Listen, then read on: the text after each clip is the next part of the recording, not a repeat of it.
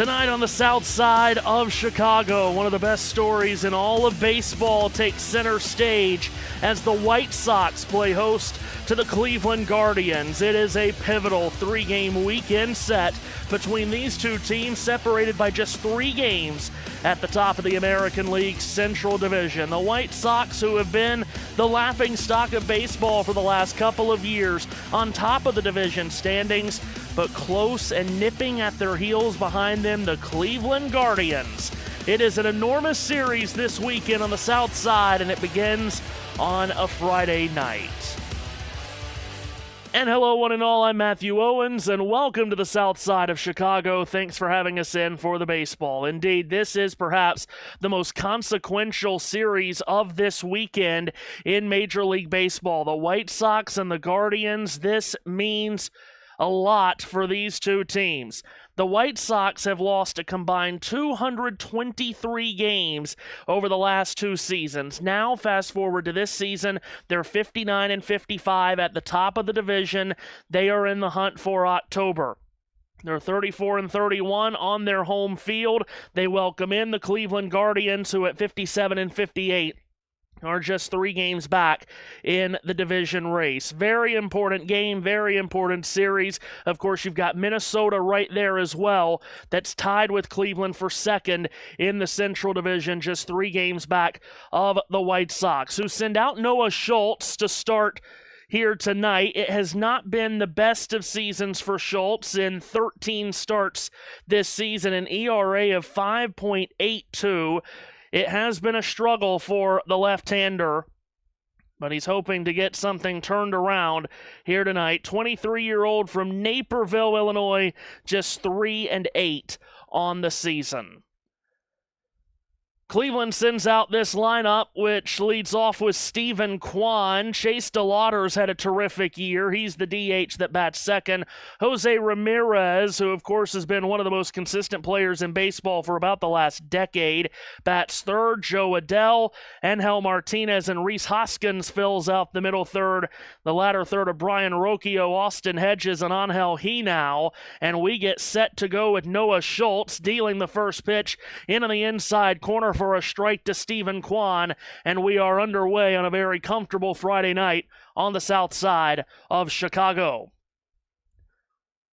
Kwan leading off, 5th-year player from Los Gatos, California, same hometown as NASCAR driver A.J. Allmendinger, shows bunt but misses. It's 0-2.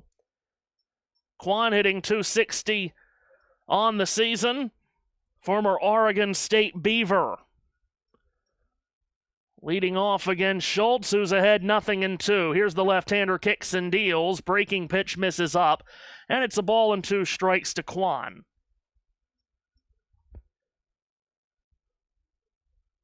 Kwan with an on-base percentage of .362 this season. Here's Schultz to the plate on 1-2, and it ran in on the hands and may have gotten the barrel of the bat of Kwan. Foul ball, it's 1-2 still. As that was in tight. Did it get the barrel of the bat? No, it just got the middle of the bat as he tried to check up. Stays put at 1-2. Schultz, the big left-hander, from the belt deals, and a breaking pitch that was turning from left to right is fouled off the end of the bat. And we'll do it again at 1 ball and 2 strikes. Kwan, as I mentioned, played collegiately at Oregon State. 1-2 pitch is swung on in line into left field, a base hit, so Kwan gets this game started with a leadoff hit and a base runner for Cleveland. Mentioned it is a comfortable night, 81 degrees, partly cloudy, puffy clouds over top of Rate Field. Not that windy of a night here in the Windy City, as Chase DeLauter checks to the plate for the first time. He's got a runner on as he takes a first pitch cutter in on the outside corner for strike 1. Rookie from Frederick, Maryland. DeLauter hitting .279 this season in just shy of 100 games. dozen home runs is the most of any Guardian. 0-1 is swung on and popped up foul down the left field line. Will it stay in play? It does not. Randall Grichuk runs out of room in foul territory as it's into the netting. Count goes to 0-2. This is a Cleveland team that does not hit a lot of home runs. In fact, they rank 28th out of 30 teams in home runs hit at 110 on the season. And as I mentioned, DeLauder at 12 is the most on the team. He's in an 0-2 hole here. To the plate comes Schultz. Fastball in on the hands is fouled away to the backstop. We'll do it one more time. At 0-2 on DeLauder, who's had a really good rookie season. .355 on base percentage, slugging at .440. Has driven in 56. He's got Kwan at first after he worked the count and got a leadoff hit. Quick snap throw to first from Schultz. Kwan's back in. Kwan can swipe a bag when he chooses. He's 8 of 10 this year on stolen base attempts.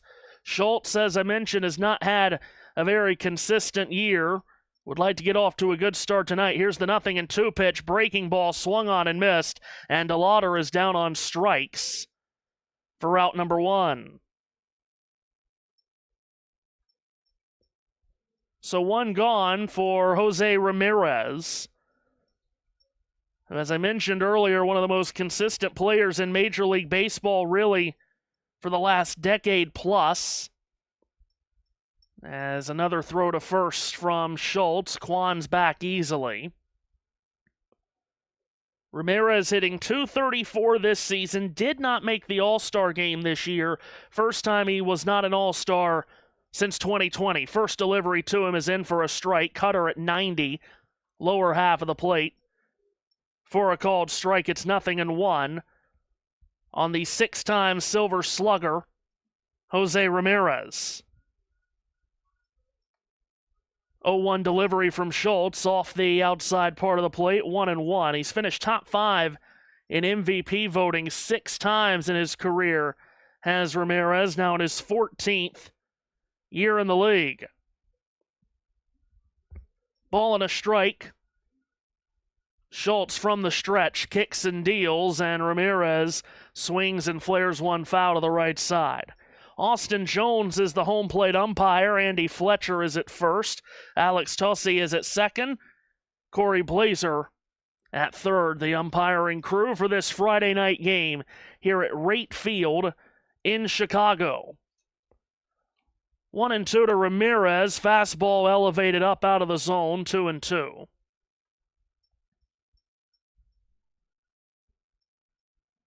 Cleveland coming off getting swept by the Mets in the week. Gave up 25 runs in those 3 games. Schultz with another throw to first that does not challenge Kwan.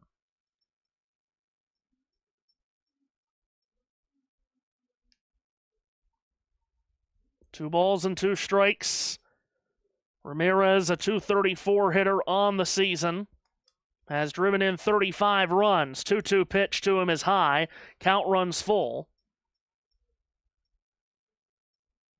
And all 3 batters so far has been able to work the count well against Schultz, who's already at 15 pitches with just 1 out recorded and allowing a hit to Kwan. 3-2, Ramirez digs in, swings and hits a sharp ground ball up the middle for a base hit. Kwan around second on his horse. He'll go to third without a play. Ramirez with a base hit, and they're on the corners with just 1 away as Ramirez got it off the bat in a hurry. And that sets the table quite nicely for the cleanup hitter Joe Adell, as he's got a run-scoring opportunity right out in front of him. And Schultz with a .582 ERA on the season. And as I mentioned, just a 3-8 record on his heels here early as Adell steps in. .237 hitter. First pitch to him from Schultz is a sinker that misses off the plate away. It's 1 ball and no strikes. Adell, who was traded from the Angels, is from Shelby, North Carolina. Spent his first 7 seasons in the big leagues with Anaheim. Ball and no strikes, pitch home, misses high, and it's 2-0.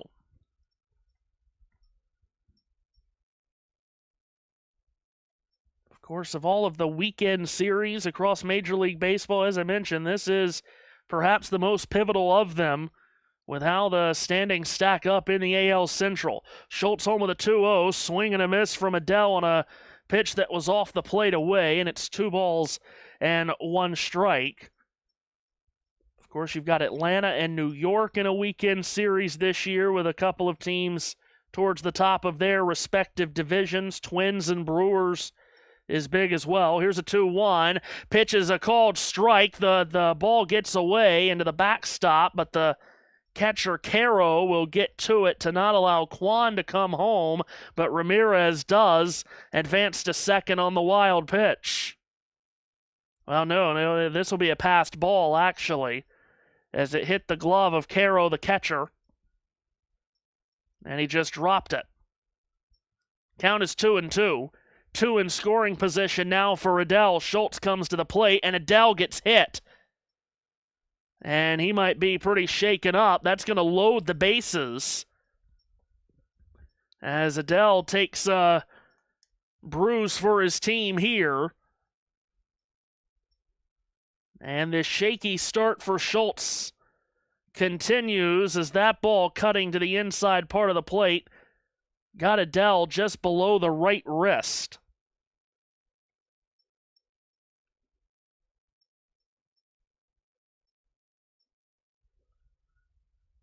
So the base is loaded in front of Angel Martinez.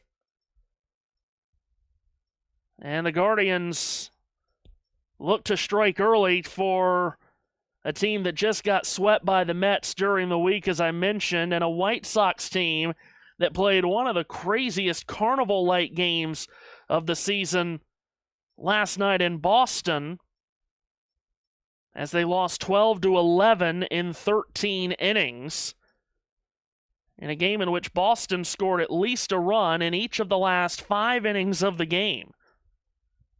Here's Angel Martinez, first pitch to him with the bases loaded, swung on and missed, and he falls behind 0-1 straight away.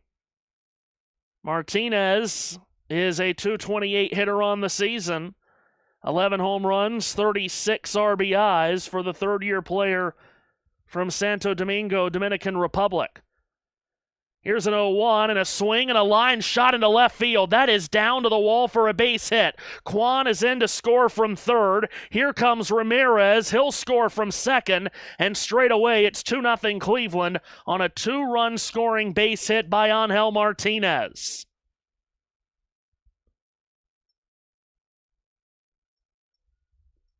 So Martinez gets a hold of one and rockets it into left, and the Guardians out in front here early. As Ramirez was running the whole way from second, Kwan wanted to check up and make sure that it wasn't caught out there. On to third went Adell, so there's runners on the corners with one away as Martinez comes away with a 2-run single. That'll bring up Rhys Hoskins, and it will bring up a meeting on the mound here straight away for Noah Schultz, as the manager, Will Venable, will come out to have, well, I thought he was going to come out to have a word with his pitcher, but actually he's having a word with the 3 umpires.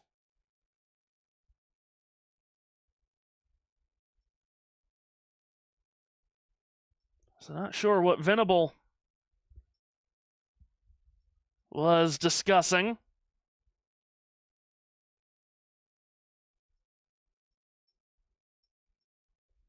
And Stephen Vogt, the Cleveland manager, standing in the dugout looking a bit lost.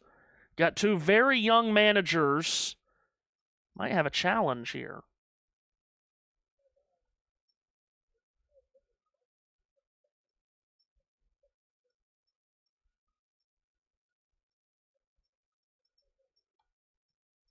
What was that?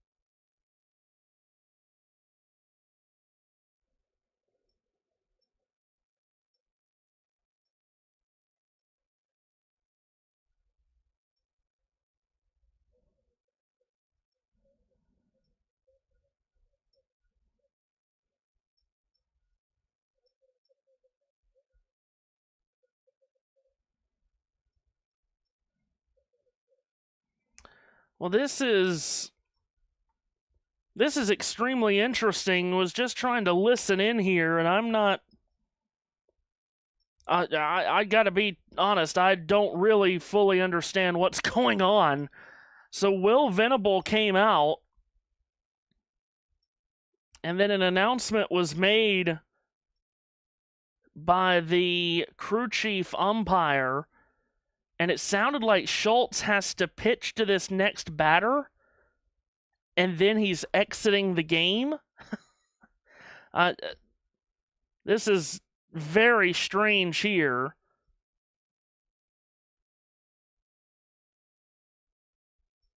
And it looks like there's a pitching change going on right now for Chicago.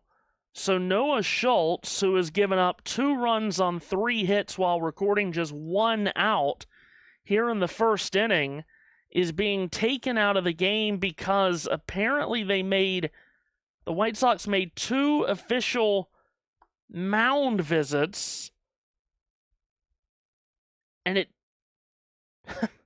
doesn't appear that they were aware that they made 2 official mound visits.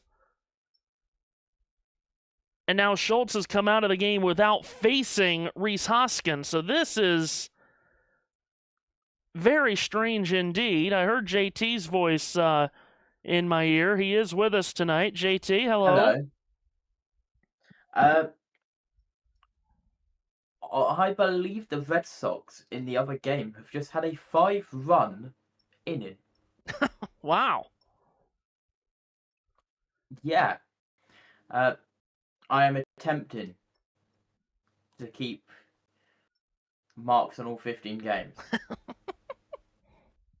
Of course you are. How it's going to go.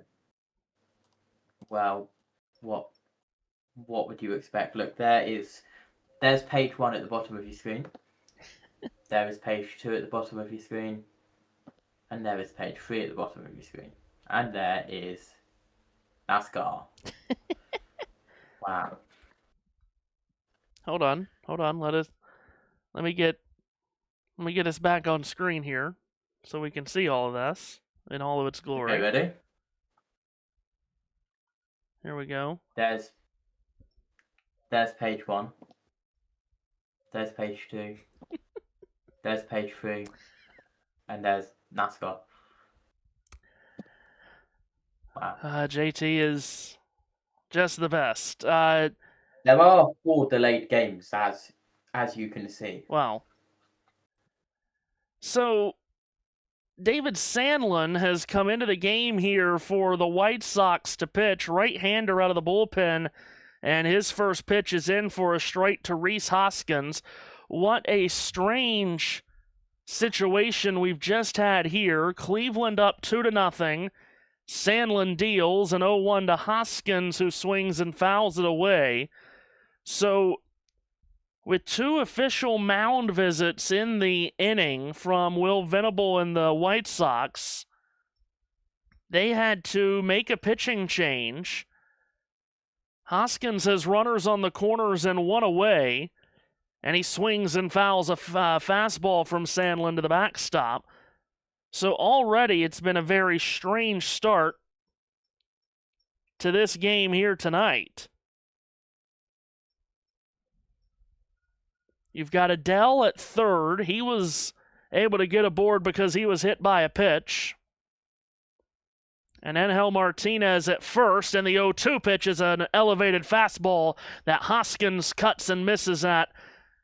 And Sandlin is able to strike out Hoskins to get a very important second out right there.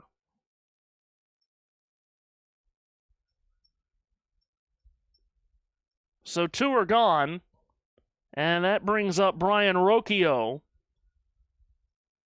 who will try to keep the momentum going for Cleveland. Swings on the first pitch, bouncing ball towards the middle of the diamond, taken at second, and against his body, the throw made by Mydroth is there for the third out. What a great play at second, made by Chase Mydroth. Stephen Vogt puts his hand up. Cleveland thinking about a challenge perhaps here. Oh, he's out. They will not challenge. And that is huge from Sandlin out of the pen, getting 2 quick outs when they needed it very badly. So Rocchio grounds out. Mydroth with a great play defensively brings it in to the top of the first, which was a very strange top of the first inning here. But Cleveland comes away with it with a 2-0 lead. My goodness, you think you've seen it all in so many ways. And sports normally are able to continue to prove that you have not, in fact, seen it all. Wow. So, that sends us to the bottom of the first.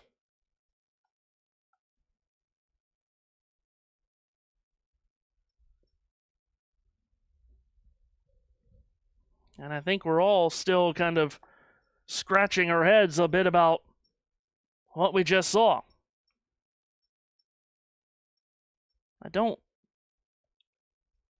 You just don't get the sense. Again, they've had to take Schultz out from what we are getting reports on because they made 2 official mound visits. But it's almost as if they didn't realize that they made 2 mound visits.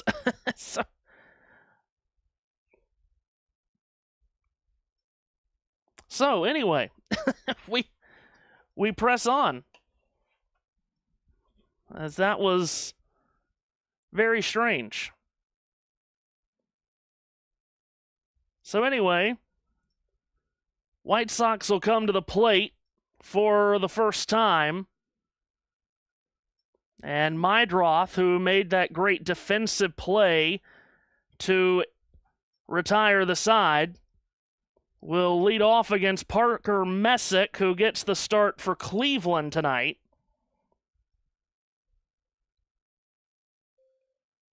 Thank you for that noise. That was great.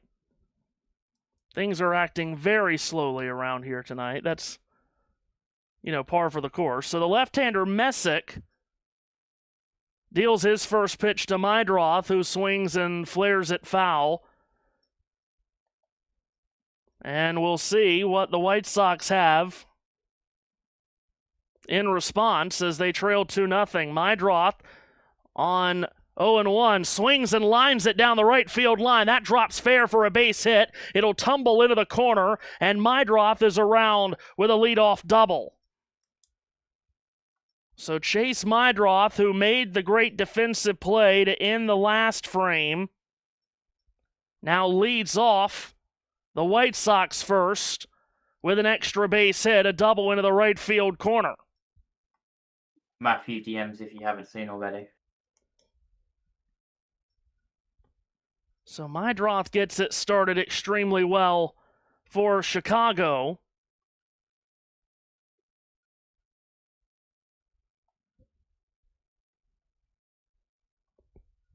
And that will bring up Munetaka Murakami, who is one of the top rookie batters in Major League Baseball this season. Takes the first pitch in on the hands for ball 1. 24 home runs this season for Murakami, second most among rookies behind only Sal Stewart in Cincinnati. 1 ball and no strikes as Messick comes to the plate, and Murakami with a swing and a pop-up into shallow right, backpedaling on the line and giving way to the first baseman Rhys Hoskins is he now, and Hoskins puts it away for out number 1. So Mydroth doubles, and then Murakami pops out. And this will bring up Miguel Vargas. Vargas, the first baseman, as you've got Chicago trying to respond after that very strange top half. Parker Messick, by the way, 25-year-old left-hander, is 8-6 on the season, getting the start for Cleveland. Breaking pitches wide for ball one. 2.57 ERA on the season for the second-year lefty from Plant City, Florida. His 23rd start of the year. Here's a 1-0 to Vargas, who takes a fastball high. 2 balls and no strikes. Vargas, the first baseman from Cuba, hitting .236 on the year, and has had really good success against Cleveland this year, hitting .320 against the Guardians with 2 home runs and 5 RBIs. 2-0 pitches high, 3 balls and no strikes. He's also drawn 6 walks against Cleveland this year, and he's close to drawing another one already, as it's 3-0.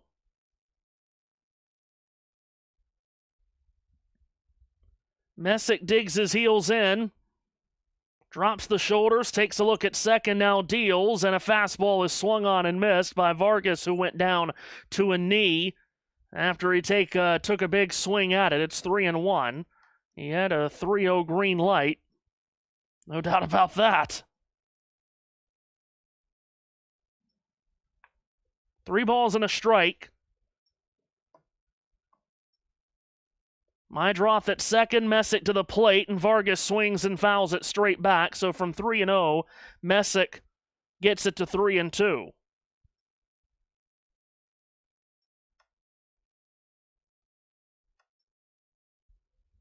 Randall Grichuk on deck in the cleanup spot,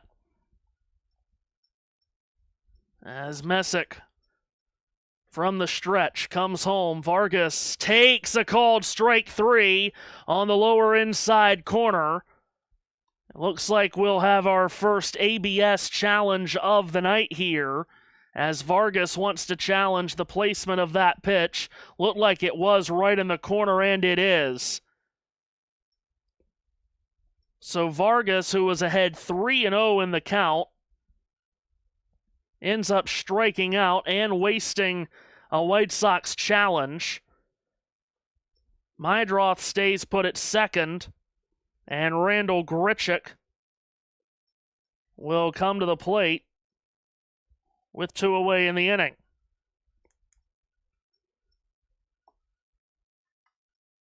So here's Grichuk, veteran of 13 years in the major leagues, takes ball 1 inside, hitting .261 on the season, and hitting .357 in the 7 games that the White Sox have played against the Guardians this year. 1 ball and no strikes, as Messick again looks over his left shoulder at Meidroth and comes home. Fastball well placed, paints the outside corner for a called strike 1. Grichuk with 9 home runs and 24 RBIs on the season. 2 of those home runs against the Guardians. Ball and a strike, with a runner at second and 2 away. Messick, quick deal, and Grichuk with a swing and a pop-up.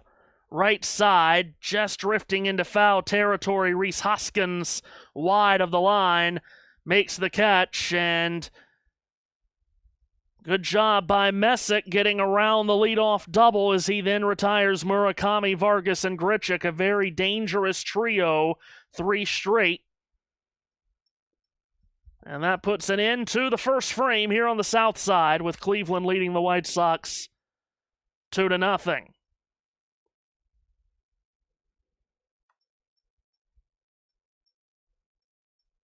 So a very strange inning in the books, JT.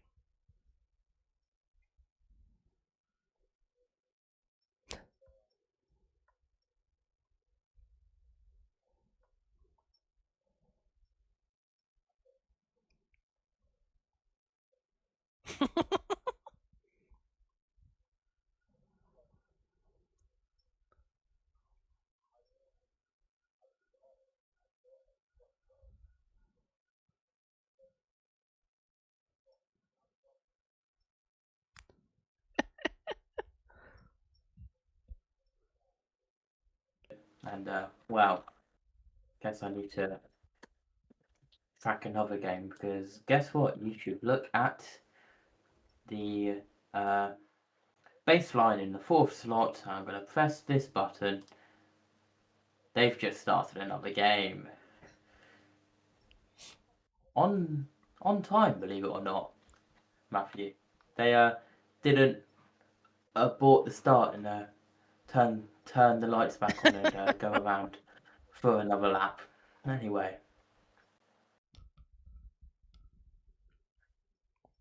JT, of course, in his brand new studio, and the studio name, JT? Studio OS. It is the JT operating system. He's been hard at work all week long.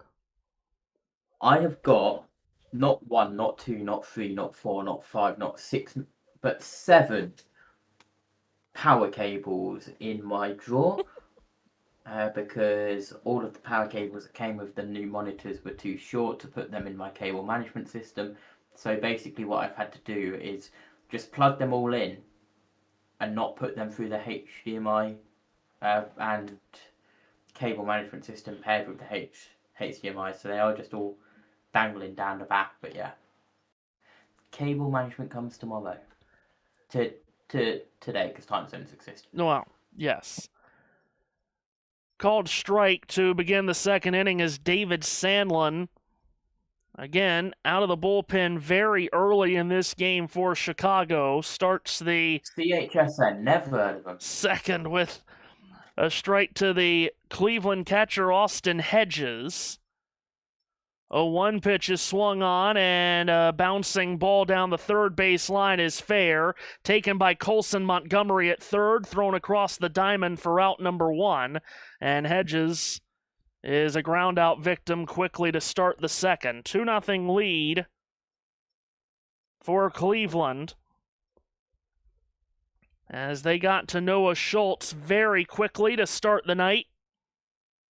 And then he was taken out of the game on very strange circumstances when the White Sox were forced to take him out after making 2 official mound visits. So that's why Sandlin is in, as his first pitch is a breaking ball in for a strike to Angel Henao, the 9-hole hitter for Cleveland. It was Angel Martinez with an RBI, 2 RBI base hit in the first inning that made the score what it is now. Here's an 0-1 from Sandlin. He now with a swing and a sharp ground ball up the middle. Behind the bag at second, and Acuna, the shortstop, gathers and throws to first in time, and there's 2 gone. Matthew. Yes? CHSN who? Chicago Sportsnet. Makes sense. Okay. Yes, this is a local broadcast, not a national, which is a thing over here. It's probably not on TNT. Yes, Stephen Kwan, with nobody on and 2 out, takes a fastball from Sandlin for a strike. Sandlin, 25-year-old, former Oklahoma Sooner. He was born and raised in Oklahoma. Making his 5th Major League appearance tonight. 0-1 is a breaking ball that cuts in. Ball and a strike. He's made 3 starts this season, Sandlin, in the big league since he was called up. Here's a 1-1. Kwan with a swing and a bouncing ball to short. Acuna bobbles it and cannot recover. And that'll be an E6 on Luis Angel Acuna. At least it's not an EB. Right. And Kwan reaches for the second time in as many innings.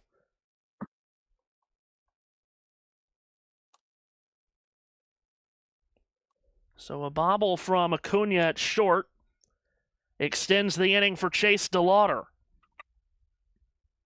Having a really strong rookie season. as Sandlin, the right-hander that's been in the minors so much this season, comes home with a first pitch into the inside corner for a strike. A lot of movement to that 97-mile-per-hour pitch. He was down in 1A ball in Winston-Salem this season, was Sandlin, with the dash before getting called up to AAA Charlotte. And now in the big leagues. That's a very quick rise. Here's an 0-1. Breaking ball misses the outside corner. 1 ball and 1 strike.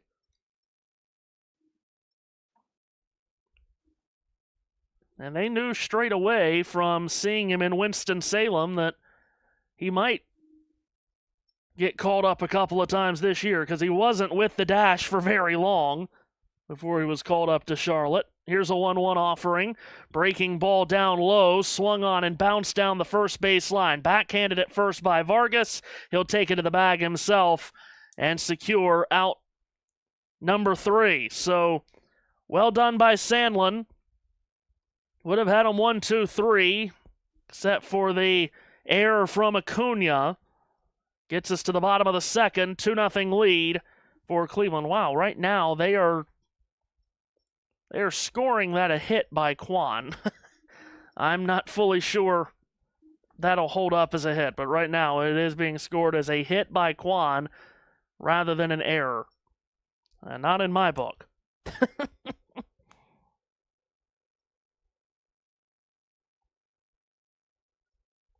Anyway, he got stranded anyway.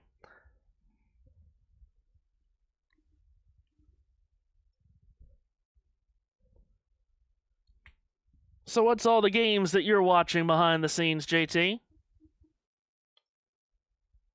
I have whatever TNT is showing instead of the delayed Yankees-Braves game, which is, hold on, Angels-Marlins. Then I've got this game that we're literally calling, which I've lost TV pictures for, by the way, Matthew. Then got Party Animals Firefighters in Lehigh Valley, Pennsylvania. Texas Tailgaters and the Indianapolis Clowns in Spartanburg, South Carolina. And Savannah Bananas versus Loco Beach Coconuts at Target Field in Minneapolis. Okay. And then Cosmic Baseball in Michigan somewhere. Well, you've got them all over the place then. Indeed. And of course, every other MLB score, which is on my screen. For example, it's the end of the second between the Brewers and the Twins. The score, which might not be on your screen right now, because Matthew's probably on the Will Be Right Back screen. Are you, Matthew? Well, I've hit the button to get us back to... There we go. The Stream Deck is acting very slowly tonight. Weird. USC, the bottom second. Well, I'm going to press that button. 4-0 at the end of the second. Colson Montgomery leading off the second for Chicago. Just fouled away an 0-1 pitch, so it's 0-2. Everything is acting very slowly on me tonight. This is not the most fun experience in the world, I will say. So it's your side lagging, not my side lagging on the TV pictures. Correct. Got it. Yes, it's quite annoying. I see. I see. And the Stream Deck, every time I hit a button, it's like 5 seconds before it actually responds. So I've shut down everything except for the 2 essential things that we need here. That sounds like a you issue. Yes. Oh, I'm sure it is. The weather's not great around here. 0-2 to Colson Montgomery. And Messick to the plate. Misses high with a fastball. It's 1-2. Montgomery, second-year player out of Holland, Indiana. 25 home runs on the season. Most on this White Sox team. Here's a 1-2. And Messick trying to paint the outside corner. Well, just missed outside apparently. 2-2. He did not challenge it.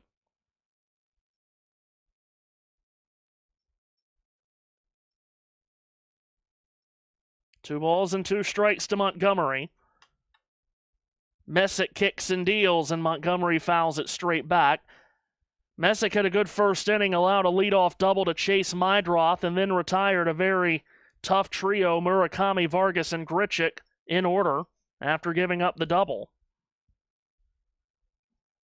Montgomery followed by Brenton Doyle and Braden Montgomery here for Chicago in this second inning.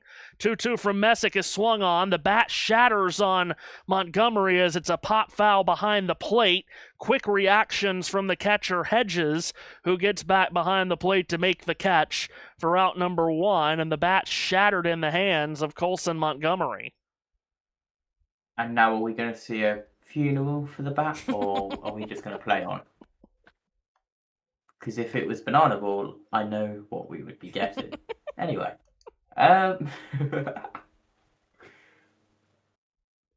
Seems like I need to change more things. Matthew, believe it or not, when you're tracking like 15 odd games, you have to change quite a bit. I tell you. Quite often.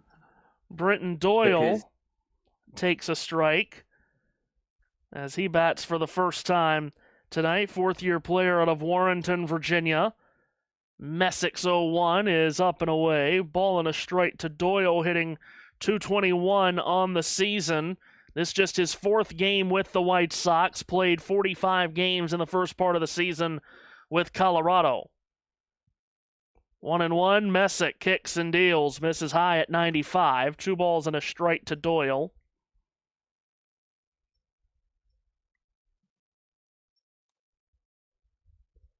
Gave you Messick's numbers earlier. He has had a really solid season. 2-1 pitch is swung on. Bouncing ball across the diamond at second and behind the bag. He now gathers and throws in time for out number 2. So Doyle's retired. And that'll bring up Braden Montgomery. But Parker Messick, 8-6 on the season, with a 2.57 ERA. As I mentioned earlier, former Florida State Seminole has retired 5 in a row after giving up a leadoff double in the first. Off-speed pitch is how he begins the at-bat with Braden Montgomery. It misses outside for ball one. Montgomery, a rookie from Des Moines, Iowa, hitting .228 on the season. 3 home runs, 22 RBIs. Messick home with a 1-0, swing and a miss. At 96, he swings through the heat from Messick, who makes his 23rd start of the year tonight. Working quickly here, comes home with a 1-1. Montgomery checks up on a pitch that missed outside, but he did go around, says the first base umpire, so it's a strike and it's 1-2.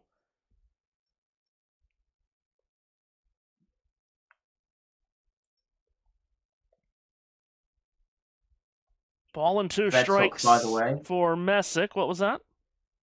Red Sox extend their lead to 6. Okay. Red Sox have been red hot for a good long while now. Here's Messick home with a 1-2. And that ball swung on and punched foul behind the plate and out of play by Braden Montgomery.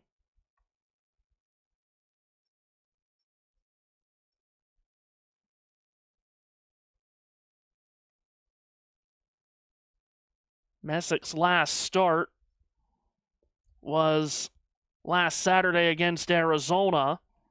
Comes home with a 1-2, misses high. 2 balls and 2 strikes. He gave up 1 earned run on 6 hits through 4 1/3, and no decision. In fact, does not have 7 now. In fact, does not have a win, Messick, since July 10th in Miami.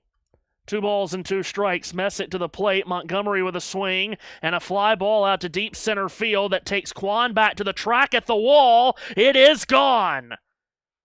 Braden Montgomery shoots one out to straightaway center field, gets the White Sox on the board, and hits it way out of there to straightaway center, 419 feet. And the rookie out of Iowa has his 4th home run of his big league career.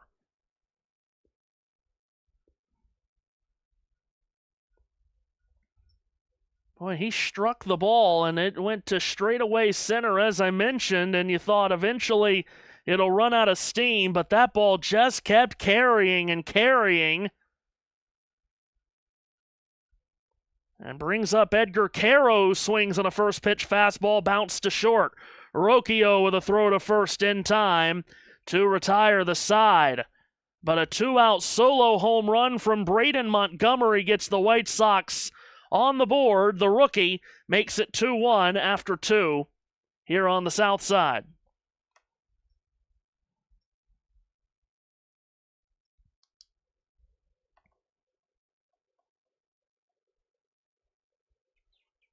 By the way, JT, you've been sending me some very helpful DMs behind the scenes.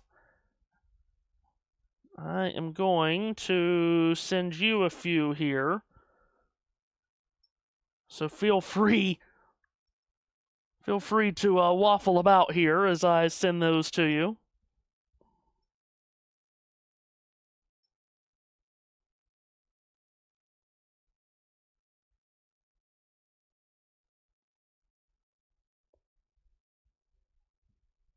JT doing a great job behind the scenes, keeping up with all of the ongoing games.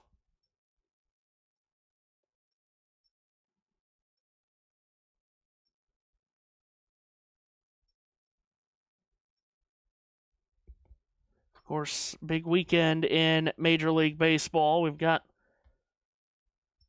plenty of games that have been interrupted by weather so far. By the way, in the comments section, it's been difficult to get into the comments with everything just acting so so stubborn. The technology has acted stubborn tonight. I do apologize for all of that. But Christian is with us. Pierre is with us. Hi to everyone.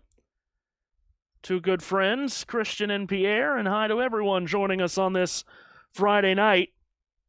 Again, this is a very big series here on the weekend. Was talking earlier about some of the big weekend series in baseball that we'll have over this August weekend. You've got the Dodgers and the Diamondbacks, the Astros and the Padres, Baltimore at Texas, Minnesota at Milwaukee, and Atlanta in the Bronx to take on the Yankees. But perhaps the most pivotal of the series is this one between Cleveland and Chicago.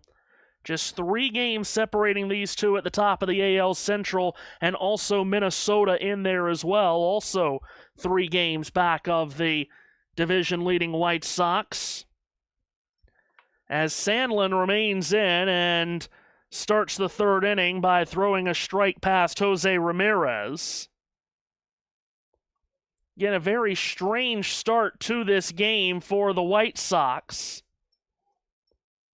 And Sandlin out of the bullpen. He came out of the pen in the 1st inning. Throws one over but low for ball 1 to Ramirez, who singled and scored one of the 2 Cleveland runs in the 2nd inning. Ball and a strike to Ramirez. Fastball misses up 1-1.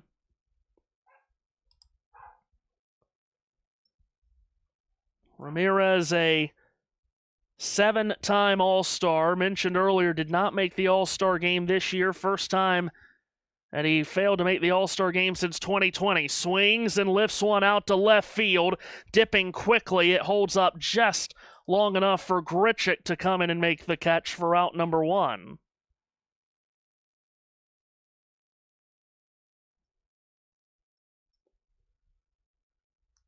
So one away, and it'll bring up Joe Adell, who was hit by a pitch by the starter Noah Schultz in the first inning. Sandlin, the right-hander, comes home, misses in tight. 1-0 to Adell from Shelby, North Carolina.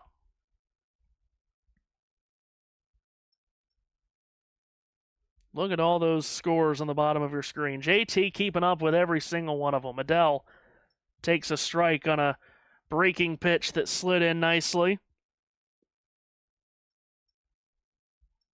Again, the White Sox over the last two seasons, 2024 and 2025, lost a combined 223 games. Here's a slider swung on and missed by Adell, as that just kept sliding away from him. It's 1-2.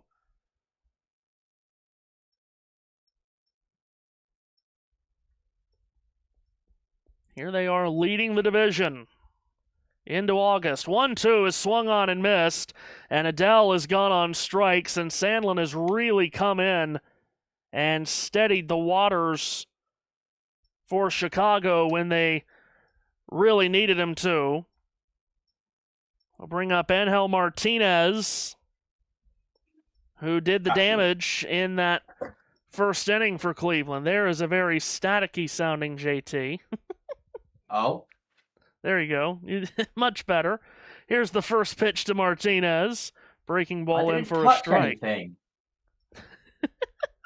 Anyway, look at the Red Sox score on your screen.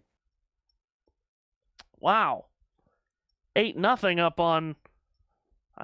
Well, I see the Athletics and I want to say Oakland, but I can't say Oakland anymore. 8-0 up on the A's. Here's an 0-1 cutter in the dirt from Sandlin. Something there? Yeah, we'll get into that during the next between innings. He's keeping count with all of the baseball scores. Ball and a straight to Martinez. Sandlin delivers high, 2-1. Fastball at 97.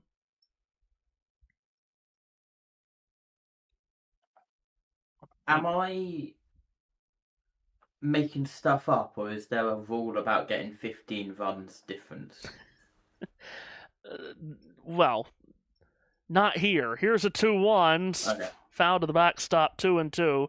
Mention Angel Martinez. He drove in both of the Cleveland runs in the first with a 2 RBI single. Nobody on and 2 out here. And 2 strikes on him. Here's Sandlin. Right-hander kicks and deals. Swinging a bouncing ball down the first base line. Behind the bag, snagged by Vargas, who will get to the bag himself and end what was a 1-2-3 inning for Sandlin on the mound. Sends us to the home half of the third. Cleveland leading 2-1. Matthew, I am aware you said that we were going to go through something about the Athletics in this inning break, but the dog is screaming the house down, so I will be right back. Very good. I know all too well about that. You know what I didn't know all too well is that apparently on Friday night White Sox games, they have something on the Chicago Sports Network called All Access Friday, and on their Friday night broadcast, they do in-game interviews. They've already done an in-game interview with the GM. They're about to do one with the pitching coach, and that's great for all the White Sox fans. I'm sure they appreciate all of that. But I have to tell you, that it's quite difficult to keep up with on our end because they keep cutting from the live broadcast to the in-booth shots of them interviewing the GM, and I'm thinking, what in the world?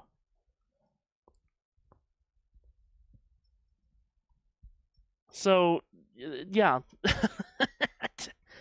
Like I said, anything that could go against us tonight has gone against us tonight to this point.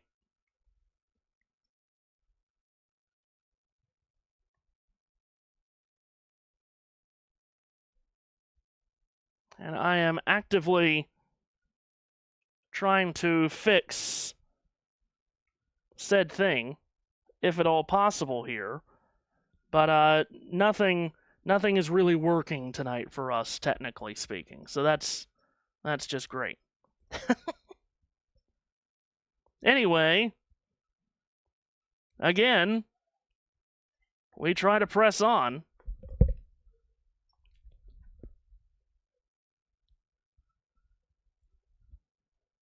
Rhys Hoskins will make that. Luis Angel Acuna will bat first for the Guardians, for the White Sox here in the third.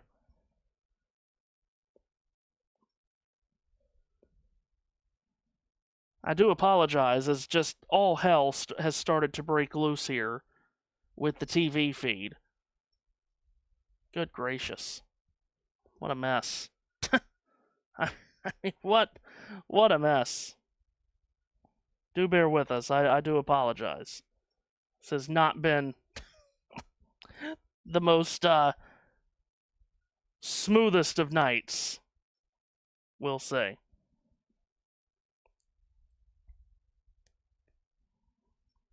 As mentioned, it will be Luis Angel Acuna to lead off.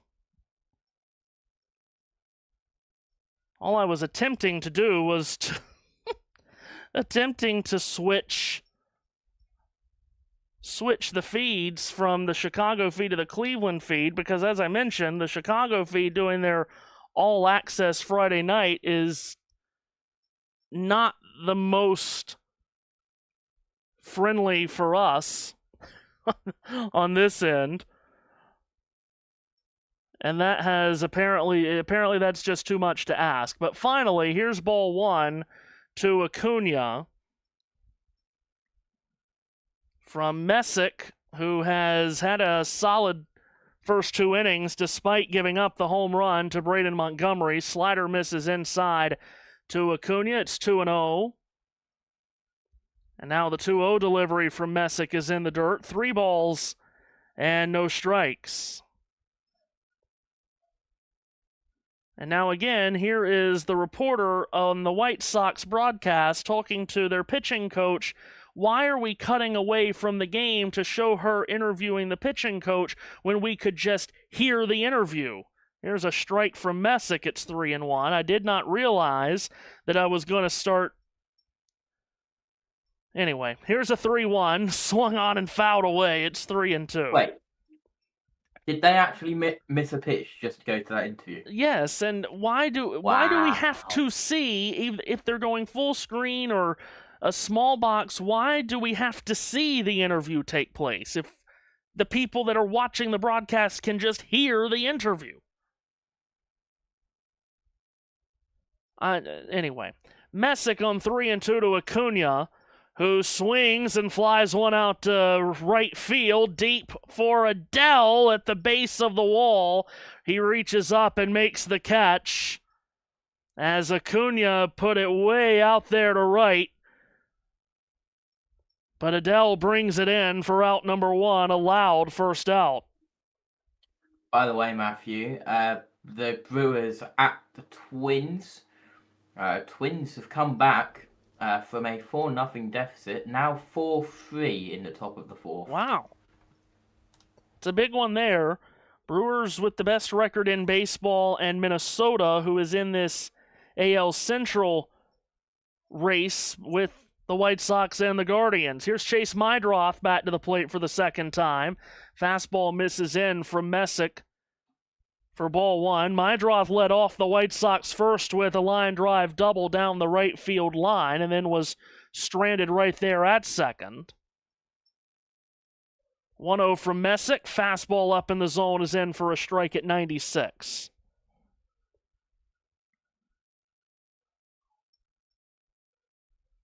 Mentioned it's been nearly a month since Messick got a win. Off-speed pitch is over but low here, 2-1. July 10th in Miami was the last win that he was recorded with.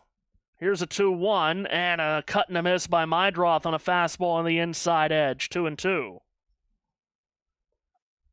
Chicago Cubs have scored 4 runs in the second to go from a 1-0 deficit to lead 4-1. Cubs are on a roll. Here's a 2-2. Mydroth with a swing as he pokes it down the right field line. Drifting foul in the corner.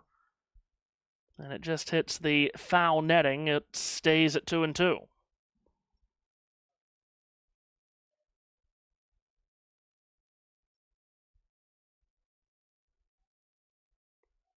Two balls, two strikes.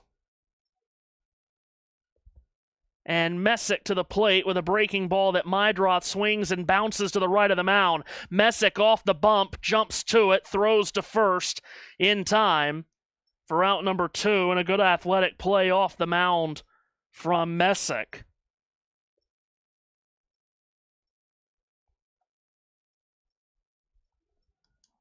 Rockies take the lead against the Cardinals in the top of the second, 1-0. And here comes Munetaka Murakami for Chicago. Second among Major League rookies in home runs this year with 24, behind only Cincinnati's Sal Stewart. Messick's delivery to him is taken down the heart of the plate at 96 for a strike.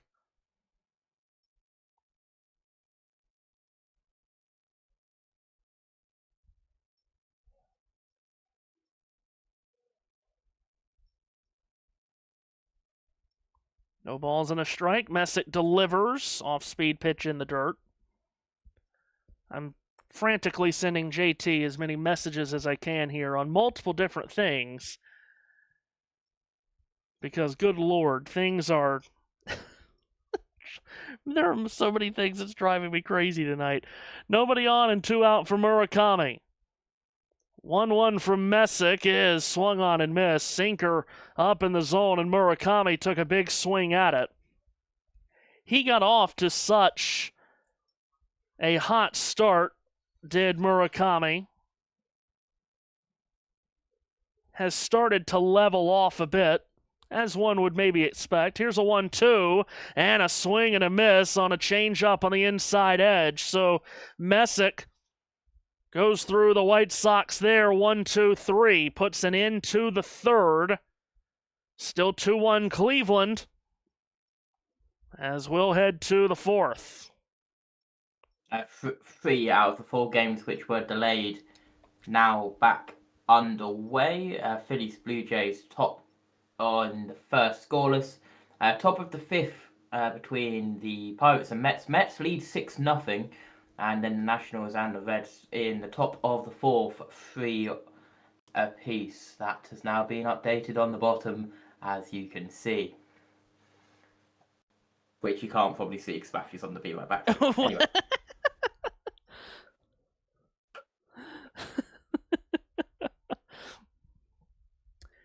Well, at least through struggles, we still have fun. You'll always have fun if you tune in to USN. Should that be our new tagline? Possibly. I feel like it could be. Anyway.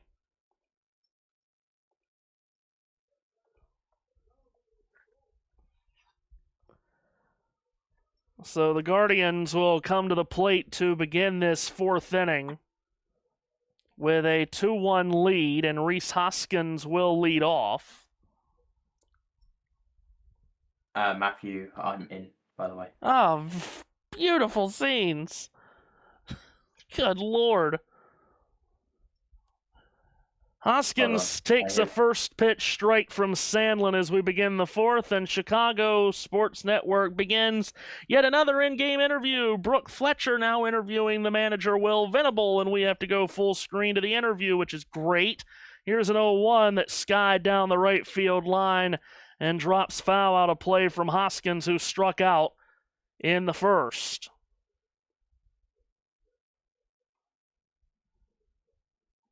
Nothing in 2, and Sandlin comes home. Breaking pitch low and away. Again, Sandlin has been in since the first inning out of the bullpen. I am way ahead of you. I figured. Where Noah Schultz was taken out very early. Here's a breaking pitch from Sandlin that misses outside, 2-2. All of that lag comes back, doesn't it? It adds up.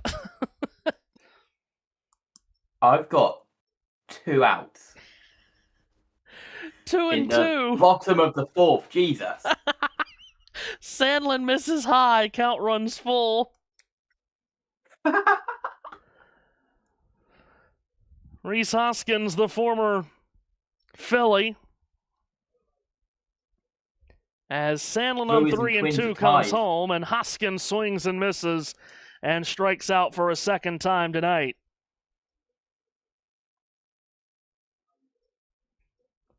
Tied at 4 apiece to Brewers, and the Twins now in the bottom of the 4th. One gone then for Brian Rocchio.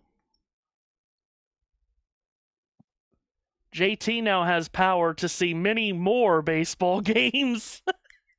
Curveball in for a strike from Sandlin. Rocchio grounded out to second when Mydroth made that terrific play throwing against his body to get the out. Here's an 0-1, and that's an off-speed pitch that misses outside. 1 ball and 1 strike. So just bear with us here. We're going to try to get JT's pictures to match my pictures here probably during the next time between innings. Sandlin drops a curveball in beautifully at the knees for a strike. It's 1-2. And hopefully things will clean up around here. Ball and 2 strikes to Rocchio. Sandlin kicks and deals. Fastball at 99, misses up. 2 balls and 2 strikes. Now, of course, in years gone by, having to take your starter out in the first inning, would be a disaster. As Sandlin comes home and Rocchio swings and flies one out to center. A line shot dropping quickly, but coming in and charging on a dive to make the catch is Doyle for out number 2. Great play made by Brenton Doyle. And there's 2 gone. Doyle had to really charge this one hard, and a head-first dive, and he reaches that glove hand out there and snags it for out number 2. But what I was saying, normally taking your starter out, having to take your starter out in the first inning would be a disaster, but in kind of this new age baseball where the bullpen works so much, it's not as abnormal of a situation when you have something like this pop up. Ball 1 to Austin Hedges, the Cleveland catcher, took a fastball high at 98. Sandlin delivers a 1-0, and that's a fastball at 96 for a strike.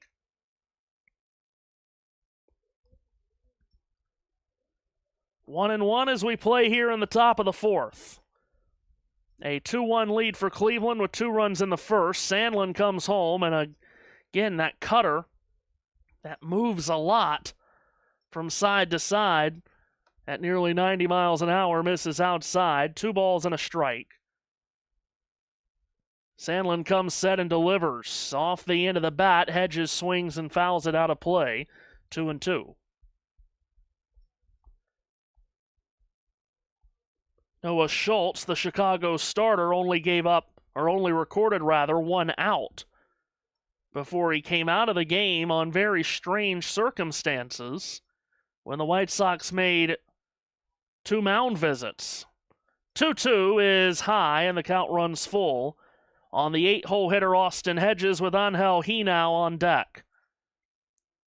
Beautiful night on the south side of Chicago. Temperatures just under 80 degrees on a partly cloudy night. Here's Sandlin on 3-2, comes home. Cutter is high, and Hedges works the count beautifully to draw a 2-out walk.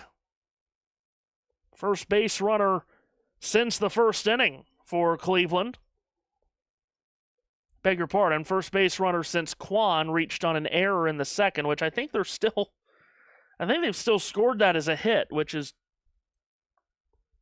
very interesting to me. Here's Angel Hinao to the plate for a second time. Takes a fastball inside for ball 1. He now grounded out to short. his first time up.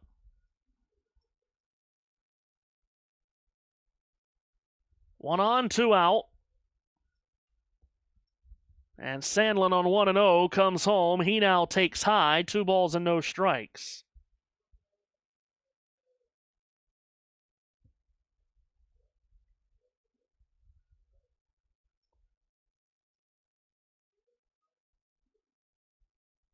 Eighth meeting of the year between these two teams. Sandlin to the plate and again drops that cutter in for a called strike. It's 2-1.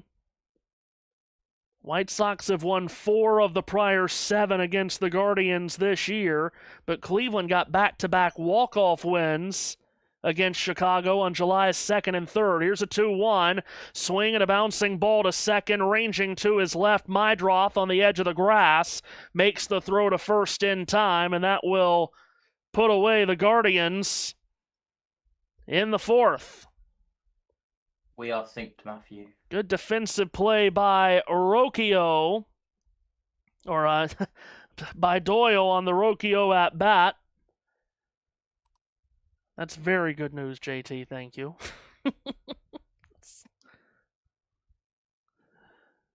The multi-view isn't working for me, though. Oh, no.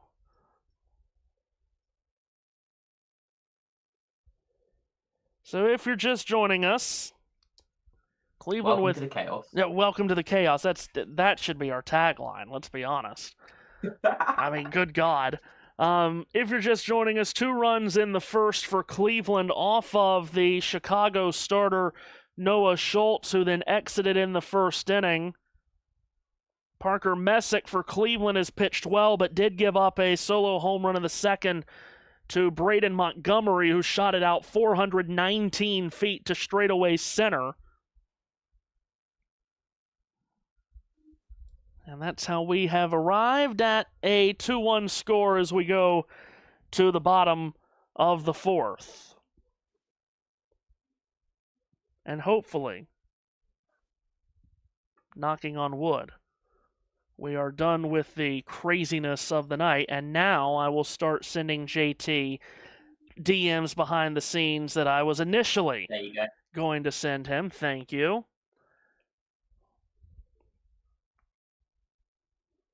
Because I do feel like JT might enjoy having these. Will I? I think. Maybe not. Okay. Might just not care. I don't care. Might just be like, who in the wide world of sports cares about this? Obviously not me. Parker Messick goes back to work, bottom of the 4th. First pitch is swung on and fouled away by Miguel Vargas, who struck out looking in the first. Now we're doing mic'd up, and we're cutting away from the feed. Here's an 0-1. Vargas with a swing and a miss through a fastball that was up and in. It's 0-2.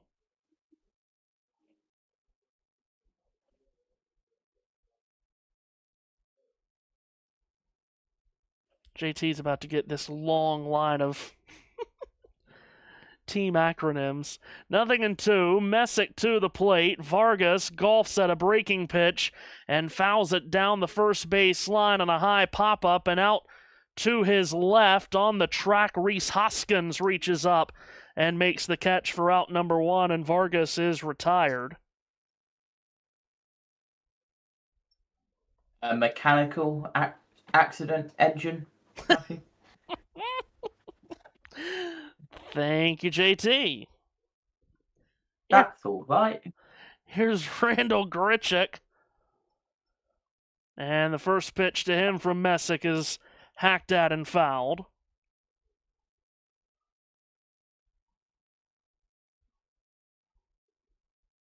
The multi-view, by the way, it just didn't like the browser that I was using. Oh, well.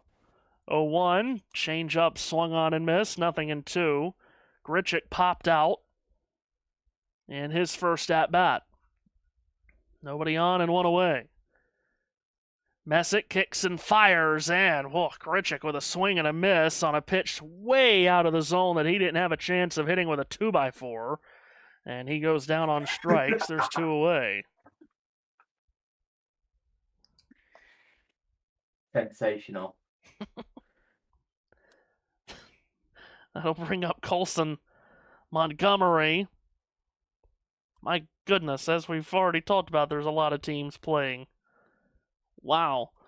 First pitch to Colson Montgomery is in at the knees from Messick as he places that sinker in for strike 1. Montgomery fouled When I've out. sorted this setup, I'm going to send you a photo. Okay. Here's an I hope you're 0-1. ready. Messick delivers. Montgomery swings and pops it out of play foul, quickly in a 2-strike hole. As I frantically try to finish this lengthy message to JT. I always say better to have one lengthy message than 5 short ones, but that's just me. Hopefully I hit them all. I'll also... That just you, is it? Trying to... Here's an 0-2 from Messick. And Montgomery with a swing and a miss as Messick fired the fastball at 96. And he gets the White Sox down in order quickly to win the 4th. Still 2-1 Cleveland as we go to the 5th. Here on the south side. Way behind on everything. It's great. Yeah, you gotta love being behind on so much. Yeah. I felt that way since we went on air. It's fine. USN this weekend. We've got action, more action from the Carabao Cup, as it were. The EFL Cup for some people.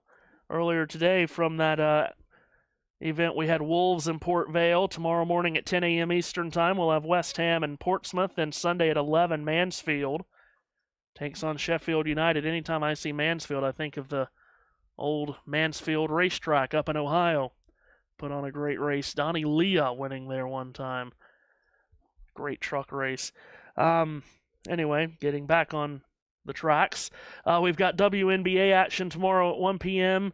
The Aces in Minnesota to take on the Lynx. That is a powerhouse battle there between Las Vegas and Minnesota. And then Sunday at 3 p.m. Eastern Time, we'll have the NASCAR Cup Series Iowa Corn 350 from Newton, Iowa. Of course, JB Motorsports with a big weekend coming up with all kinds of action from IndyCar at Portland. The NASCAR weekend in Iowa will be there as well.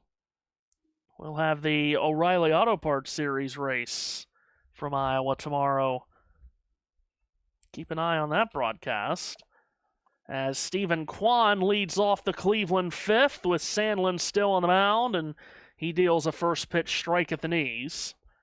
Kwan, they're still giving him a hit in the second inning, so I'll change my scorebook, I guess. He's 2 for 2 tonight. Changeup misses outside for ball 1.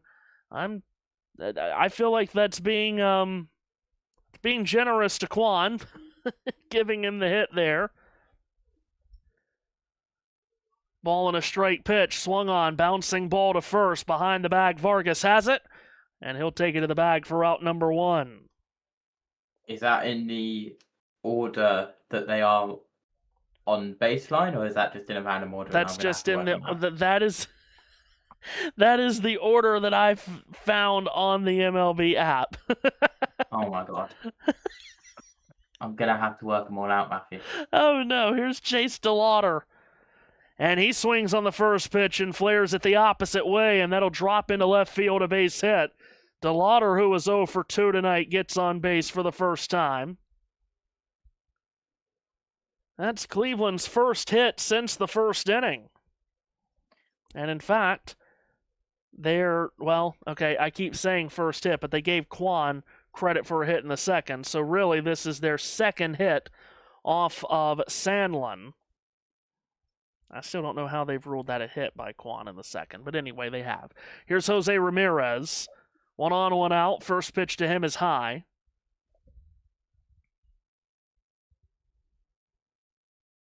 It never dawned on me while typing that message out, JT, that you wouldn't know, that you wouldn't be able to put them. Oh, God, here's a 1-0. Right. And Ramirez takes high. I know that one is NYY and APL. It never dawned on me while typing that, well, he might not know who these teams are. 2 balls and no strikes to Ramirez, who takes a cutter high, 3-0. Ramirez singled and scored in the first, lined out last time up in the third.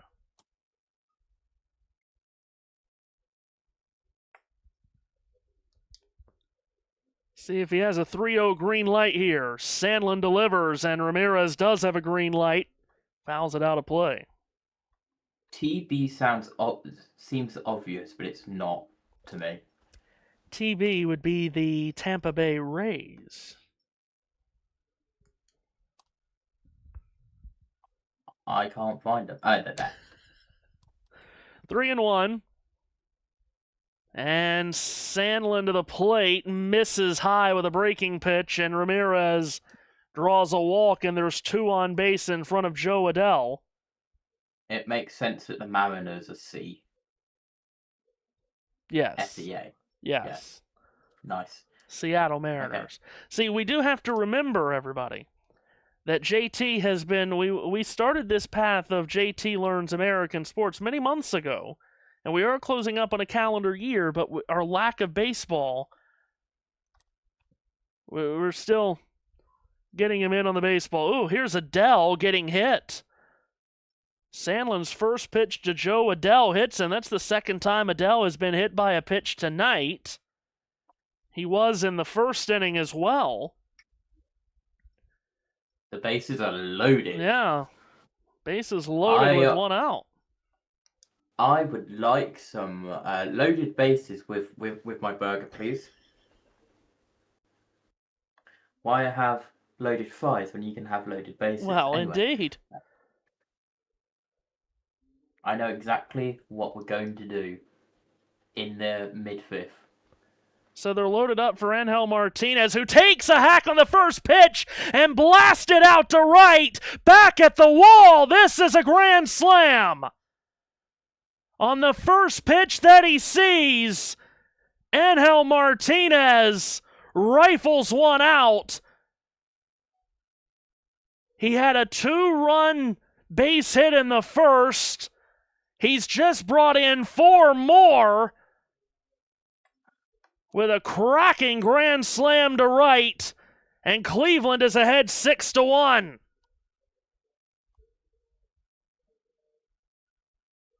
My goodness. No one saw that on the graphic. No one saw it. No one saw it. First pitch swinging with the bases juiced, and Martinez with a swing and a drive way out of here as Rhys Hoskins swings and misses on the first pitch. Hoskins is 0 for 2 with 2 strikeouts tonight. Here he swings and lines 1 over the outstretched glove of Acuna at short into left field. That's a base hit. So they only had 1 hit against Sandlin prior to this inning, and now they've really touched him up here. A hit by DeLauder, a walk by Ramirez. He then hit Adell, and Angel Martinez makes him pay for all of it and more with a grand slam. Here's Brian Rocchio, who takes a first pitch curveball for a strike. And now he bats with Hoskins on after his hit, as he lined it over the top of Acuna at short with an exit velocity of 106 miles an hour. Whoa! And Sandlin airmails a fastball over the top of his catcher, Caro. That gets away to the backstop. Hoskins easily will get to second without a play. And it's all coming undone at the seams for Sandlin and the Sox here in the 5th. Should have stolen first as well, Matthew. Thank you, JT. You're welcome. A wild pitch gets Hoskins to second, and it's 1-1 on Rocchio. Sandlin to the plate, and a breaking ball in the dirt is swung on and missed. It's 1-2.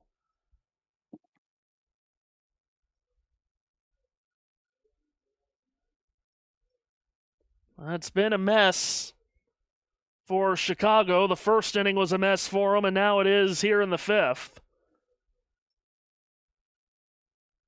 Here's a 1-2, and Rocchio with a swing and a poked fly ball out to center. In comes Doyle to make the routine grab for out number 2.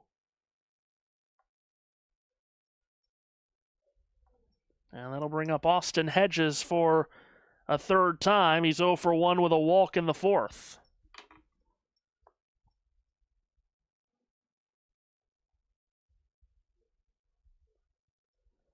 Now, Angel Martinez mentioned earlier in the night, Cleveland does not hit a lot of home runs. They came into this game with just 110 home runs on the season. That ranks 28th in the league as Hedges takes ball one outside. But boy, Martinez picked his spot to nail a big one there. His 12th of the year. 6 RBI night for Angel Martinez. Here's a 1-0 right down the heart of the plate with a fastball goes Sandlin. It's 1 ball and 1 strike.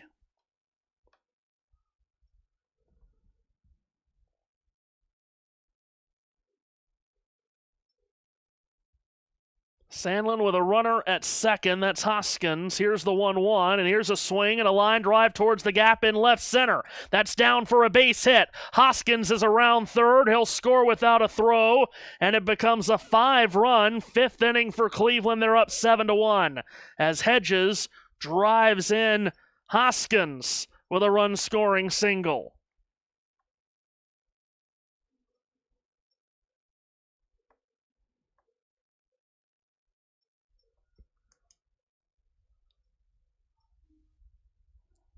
Wow, Chicago in deep trouble here. And a quick meeting on the mound, but they're not bringing Sandlin out as he is about to go to 70 pitches on the night. Came in out of the bullpen in the first inning to replace Schultz. Angel Hinow to the plate, 9th batter of the inning for Cleveland. He is 0 for 2. Matthew, by the way. And first pitch to Hinow is high for ball 1. Hold on. I just did a very low IQ move. I can't see now. Oh, no. 1 ball and no strikes. Happy Curveball. International Cat Day, by the way. Oh, very good. Curveball in for a strike, 1-1. At the 8th of August. JT is about to learn. JT, by the way, is about to learn the pain of trying to score baseball if he now reaches here. Sandlin with a curveball that misses outside, 2-1. What do you mean the pain? What am I missing? Oh, there's real pain if a team bats around in an inning to try to keep score of it. And this is the 9th batter of the inning, so if he now reaches, they will have batted around. 2-1 is fouled down the third base line and out of play.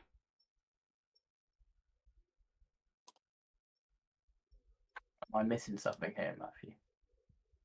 So in the scorebook, you're given, 9 players per inning.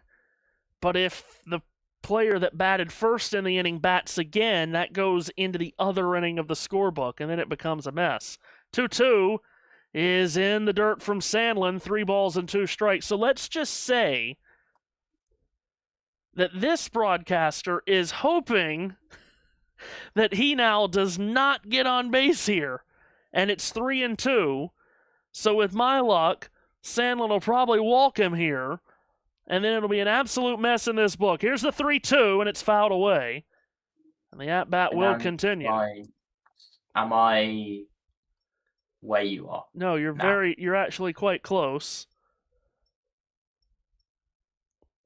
You're just behind, but you are close. 76th pitch of the night coming from Sandlin. A 3-2 is swung on and bounced down the first base line.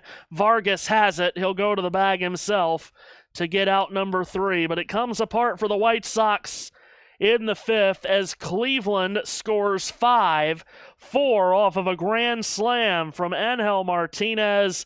It's 7-1 Cleveland as we go to the home half of the 5th on this Friday night in the Windy City. Okay. Matthew, Yes, sir. are you ready to do something really, really fast? Absolutely. Okay. I know, well, I assume WHS is Washington. Right. That is the... This is where I'm learning nicknames. Hold on. That's the Nationals. That's the Nationals, yeah. So that is WSH. Yeah, right. We got that one. NYM is... Well, I know that's Pittsburgh and Mets. Yep. That's right. So that is down at MLB page 3 for me, I think. No, it's up at page 1, is it? Yeah. Hold on. CIN. Wait, no. PIT. They are pitting for 4 tires and fuel Oh, God. at NYM. And then Yankees is NYY. That is right. MCL. Red Sox, hold on. BOS. That must mean Athletics is ATH, right? Right. Yeah. Blue Jays. That's Toronto, so that would be Yeah. PHITOR. Right? Right. Look at that. Just completely ignore all of the scores. They are all wrong because I've not updated them in like 15 minutes. Okay. And we will continue this soon. Parker And we got Messick. to another interview. Yes, right. We're watching another interview. It's great. Parker Messick still on the mound for Cleveland. Dealing to Brenton Doyle, who fouls away a 1-1 pitch, and it goes to 1-2 on Doyle, who grounded out back in the 2nd. Messick staked to a large lead after that 5-run top of the 5th from Cleveland. Here's the 1-2, and Doyle checks up on a pitch that was outside. Appeal to first, no swing, says the first base umpire. Why is Miami not MIA? Oh, it is. They are. Here's a 2-2. They are. So that's... And Doyle with a swing and a miss has gone on strikes. 5th That's strikeout of the night MIA. for Messick, 3rd in a row. MIA LAA. Yes, right? Yeah. Brewers is probably MIL Yeah. with MIN. Yeah, you got that from Wednesday night. So here's Braden Montgomery at the plate, taking ball 1. Right. Okay. Hold on. This is enthralling for some and so pointless for others. 1-0 from Messick is in the dirt. 2 balls and no strikes. There are some people that probably love listening to this, and that there are others that are like, could you please stop? Messick's 2-0 This game is CHWCLE. is outside for ball 3. Yeah. Cleveland and Awesome. Chicago White Sox is the reason it's CHW, because the Chicago Cubs are CHC. Montgomery takes inside. That's a 4-pitch walk. Which I got, by the way, from just having Casey as the 2-letter identification. Yeah. Not 3-letter. Anyway. And the reason we're going through all of this, you will see shortly on the bottom line. This is TX at BAL. Here's Edgar Caro to the plate, and he swings and misses at a fastball to go down 0-1. Caro grounded out in the 2nd. 0-1 for Messick. Swung on it, a bouncing ball to the right of the mound. Messick charges to get to it. Now spins and throws to first in time. That's another great play by Messick. He's made 2 of those plays hopping off the mound to his right, and then as the left-hander having to fully rotate his body and make a good throw. He's done it twice tonight. He retires Caro 1-3. Colorado and St. Louis is easy. Arizona is easy because it's just AZ. That is LAD. Brings up Luis Angel Acuna with 1 on and 2 out. Off speed pitch from Messick misses wide, ball 1. Acuna flew out in the 3rd. Third-year player from Caracas in Venezuela. 1-0 from Messick. Check swing that Acuna contacted and fouled back, 1-1. I, believe it or not, worked it out, Matthew. Look at me go. Ball and a strike. Messick hurls home. Fastball misses outside, 2-1.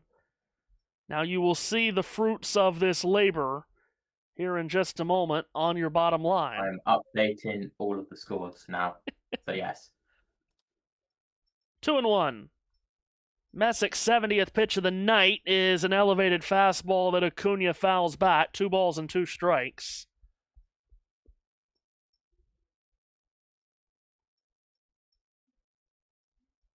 Messick has allowed just the 1 run to this point. He has struck out 5. Left-hander from Florida comes home. 2-2 is a called strike 3 on the lower inside corner. And Acuna has gone on strikes, and it's 5 innings for Messick, allowing just 1 run on 2 hits. Sends us to the 6th. Cleveland up 7-1. Before you go to the Be Right Back screen. Oh, hold on. Let me get back to... I already had. You've probably already gone to it. Yeah, okay. Hold on. Right. I'll get back to it.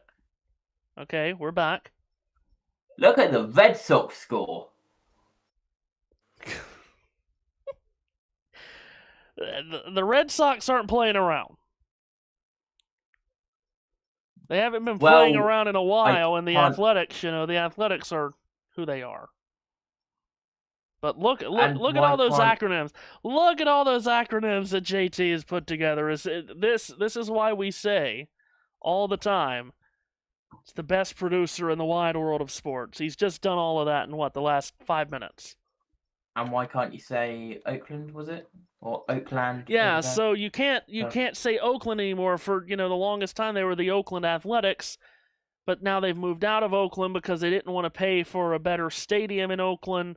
So they're going to become the Las Vegas Aces, but the stadium in Las Vegas hasn't been built yet, so they're playing in Sacramento, but they're not being known as the Sacramento Athletics. In fact, they're not known as any town anymore.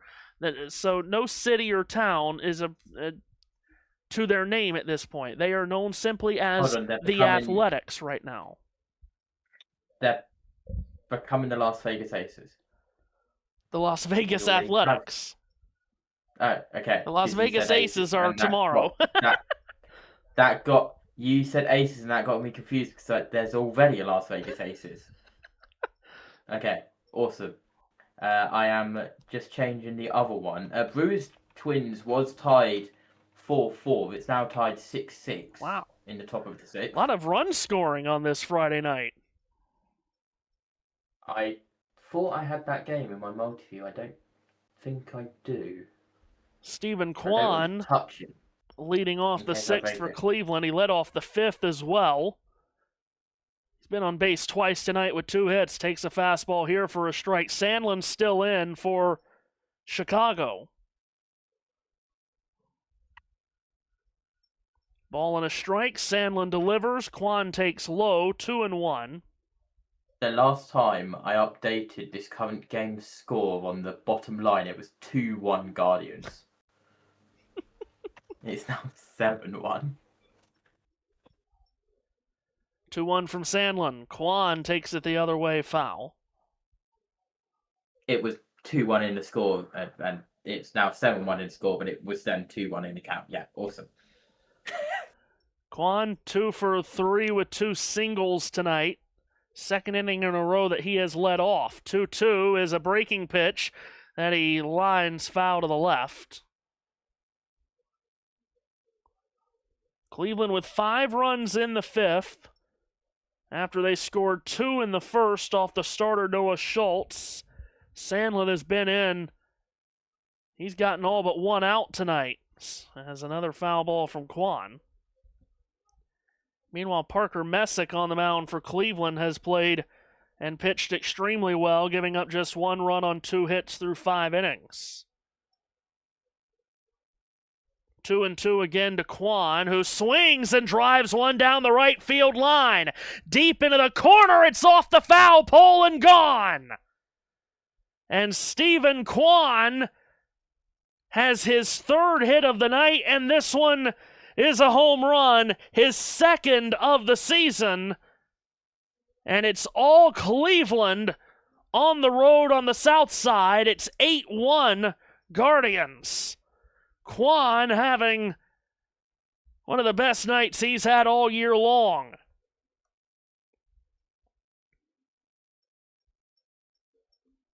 And the team that doesn't hit a lot of home runs, they've hit 2 tonight.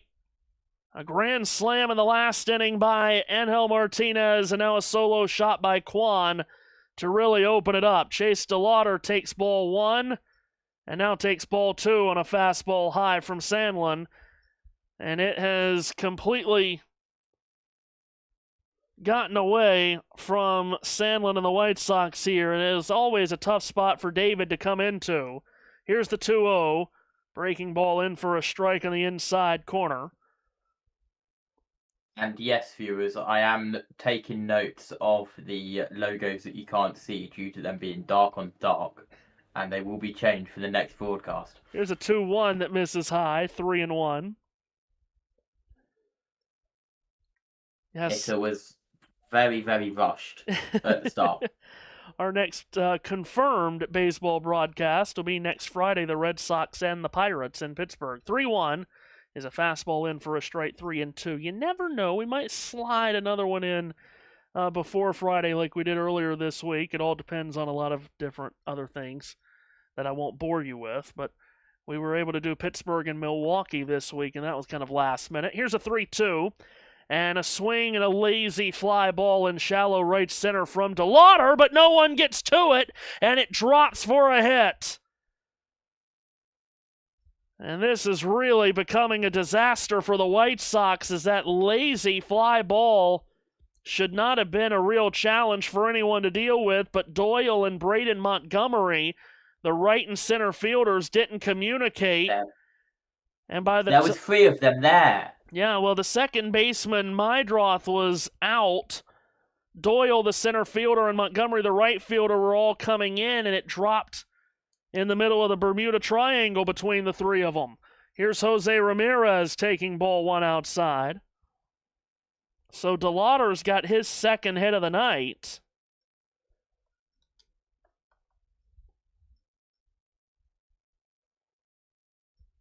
Messy night for the White Sox. Here's a 1-0, and Ramirez with a swing and a fly ball into deep right field. This one will stay in the yard, and Braden Montgomery is underneath it for out number 1. Ramirez did not miss getting all of that one by a lot.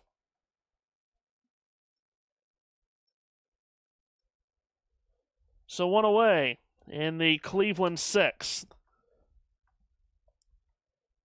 And again, the importance behind this series this weekend, we've talked about already tonight.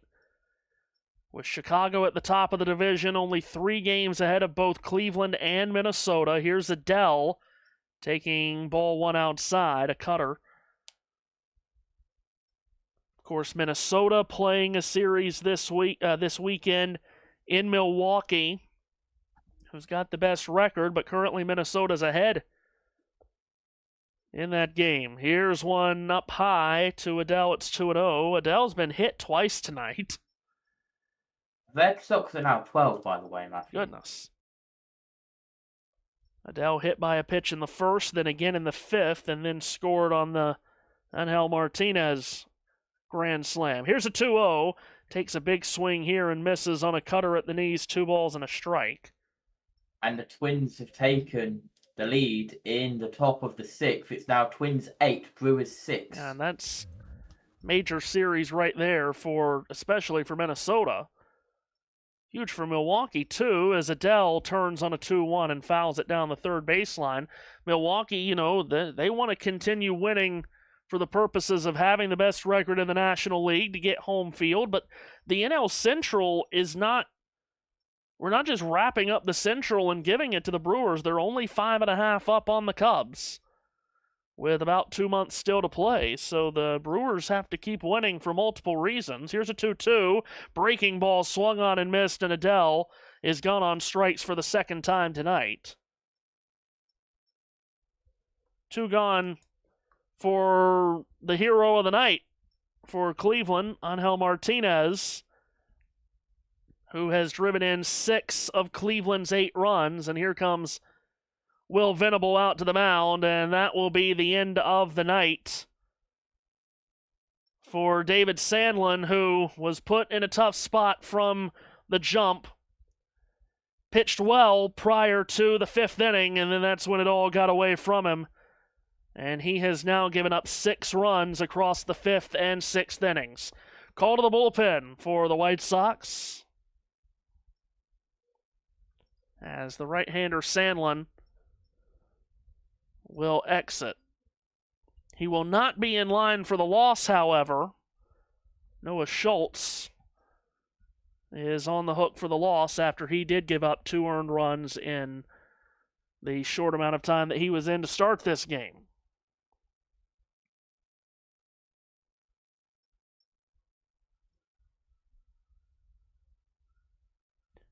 By the way, tonight is a City Connect night for the White Sox. They are wearing their City Connect uniforms, and of course, if you know anything about the City Connect uniforms, you either really like them or really dislike them, and that's for every team.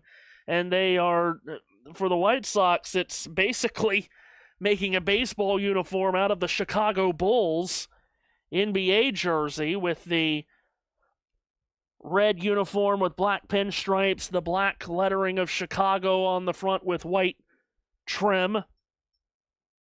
Very much looks like they've partnered up with the Chicago Bulls to make these City Connect uniforms. Which again, City Connect, you're either a big fan or not of City Connect uniforms. Bet you can't guess which one I'm on. I'll let everyone think about that, as Trevor Richards comes into the game to pitch for Chicago. This is his 35th appearance of the year. And it is Angel Martinez, who has 6 RBIs tonight, who he faces first. Takes a fastball low for ball 1. He singled in 2 in the first, did Martinez, and then on the first pitch that he's seen in the 5th, whacked a grand slam out to right. Here's a 1-0 over but low from the right-hander Richards with a fastball. By the way, have seen there's a good amount of people that's been tuning in tonight. If you are new to the channel and you like what you see in what you have seen and heard, as Richards misses inside for ball 3. Be sure to hit the like and subscribe button, hit the notification bell to get notified anytime we go live. Plenty of Major League Baseball and WNBA and NASCAR and IndyCar, as Richards pours in a strike on 3-0 to get to 3-1. And of course, football season is going to be here in just a couple of weeks, with the college football season starting towards the end of the month, and it'll be NFL season, and we'll be wide open. Here's a 3-1, and that is swung on and driven into the alley in right center field, deep to the warning track. Doyle on the sprint makes the catch at the base of the wall, and Angel Martinez didn't miss getting that one out by very far. Guardians retired in the 6th. They lead 8-1. Of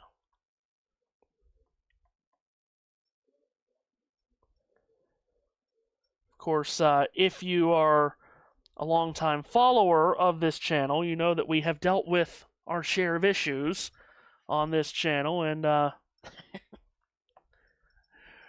we're still trying to spread the good word of this channel to everybody. So good to see that we've had a good amount of viewers tonight, at least more than we have been getting through all of this. So maybe we're starting to turn the corner, JT. I don't know. Maybe not. Maybe it's just fool's gold. I not a clue. Possibly. It's now 13-1, by the way, in the top of the 8th.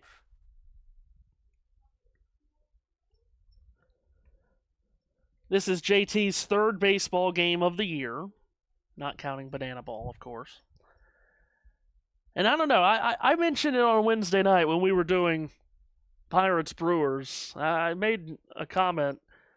I get the sense that JT is enjoying kind of the laid-back baseball broadcast where it's a lot more conversational of a call, and I don't know. I could be totally wrong. He could come back in on mic and say, actually, I really effing hate it. But I just get the sense that he enjoys it. No comment. Who knows what that means? Bottom of the 6th, Parker Messick stays in, and he's able to find the strike zone on a curveball to Chase Mydroth, who leads off the Chicago's 6th inning. Here's an 0-1. Off-speed pitch misses up and away. It's 1-1. It certainly has a different tempo than basketball or football. Here's a 1-1 pitch. Swung on, sharp ground to short. Good snag by Rocchio, and an off-balance throw to first is in time for out number 1. Brian Rocchio with the defensive play at short. Seen some good defensive plays tonight out on the field. Matthew. Some web gems, as it might be called. In the top left, I've got the athletics game. Top middle, I've got the game that we're calling. And then top right, I've got the Brewers Twins game. There you go. Munetaka Murakami with a swing and a foul ball as he bats for the 3rd time tonight. Oh, and he explodes on an 0-1 with a drive towards the alley in right center. Back at the wall, it is gone. Murakami has another, his 25th of the year for the rookie from Kumamoto, Japan, and he has just tied Cincinnati's Sal Stewart for most home runs hit by a rookie in this MLB season.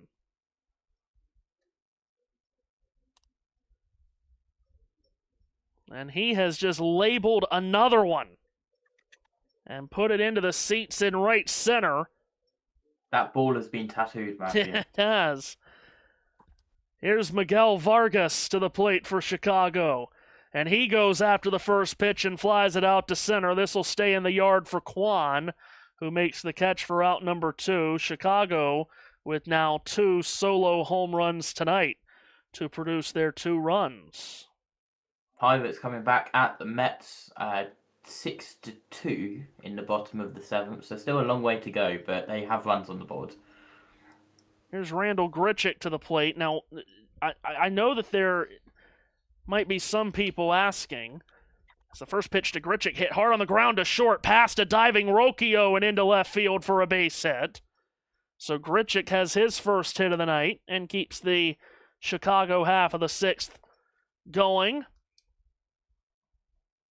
As this is really the first time all game where Chicago's gotten multiple hard-hit balls in an inning against Messick. Of course, they got plenty of breathing space with Messick here. We'll see what they do with Stephen Vogt, the manager. As here's Colson Montgomery. His first pitch turned on and hit foul down the first baseline. Matthew. Oh, hold on a minute. Hold on a minute. Have I got all the feelings? Go. Someone just proposed in the stadium. Oh, dear. One of those people. She did say yes by the looks of it, as the 0-1 is fouled away. Have I got all of these at the bottom the wrong way round? It's a good question. Hold on. By the way, the person that proposed is in a Bobby Jinks White Sox jersey. And it all looks like they're looking at their phones Yeah, on the TV screen to see if the camera got it. But yeah, other things at the bottom, the wrong way Let me round. take a look. Here's an All of 0-2 them. to Montgomery. It's low. Let me take a look here. Oh, it is. Oh, no. Oh, no. Yeah, it's Tampa at Seattle. Oh. Deal. Deal with Deal it. with Okay? it. Here's a 1-2, Deal taken with it. high, I'm check not changing it. swing. No swing, says the third base umpire. No, we'll deal with it for tonight. Thank you very much. I am doing it the way that Google is showing it to me, and that is top left, bottom right. But of course, because the American way, it's the other way. 2-2, and Montgomery off the end of the bat fouls it away. We press on like a lean. Yeah, we sure do. Especially tonight, Jesus. It's not been the most fun of nights, I'll say that.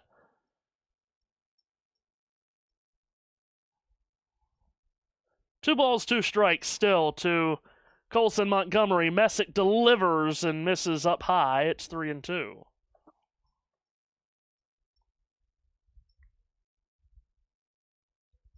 (8-2) Cleveland here in the bottom of the sixth.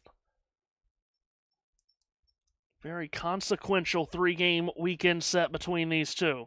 Messick with a 3-2 and a swing and a miss as he piles up a seventh strikeout and puts it into the Chicago sixth. They do score a run through home run number 25 from Munetaka Murakami, but it's still 8-2 Cleveland as we head to the seventh.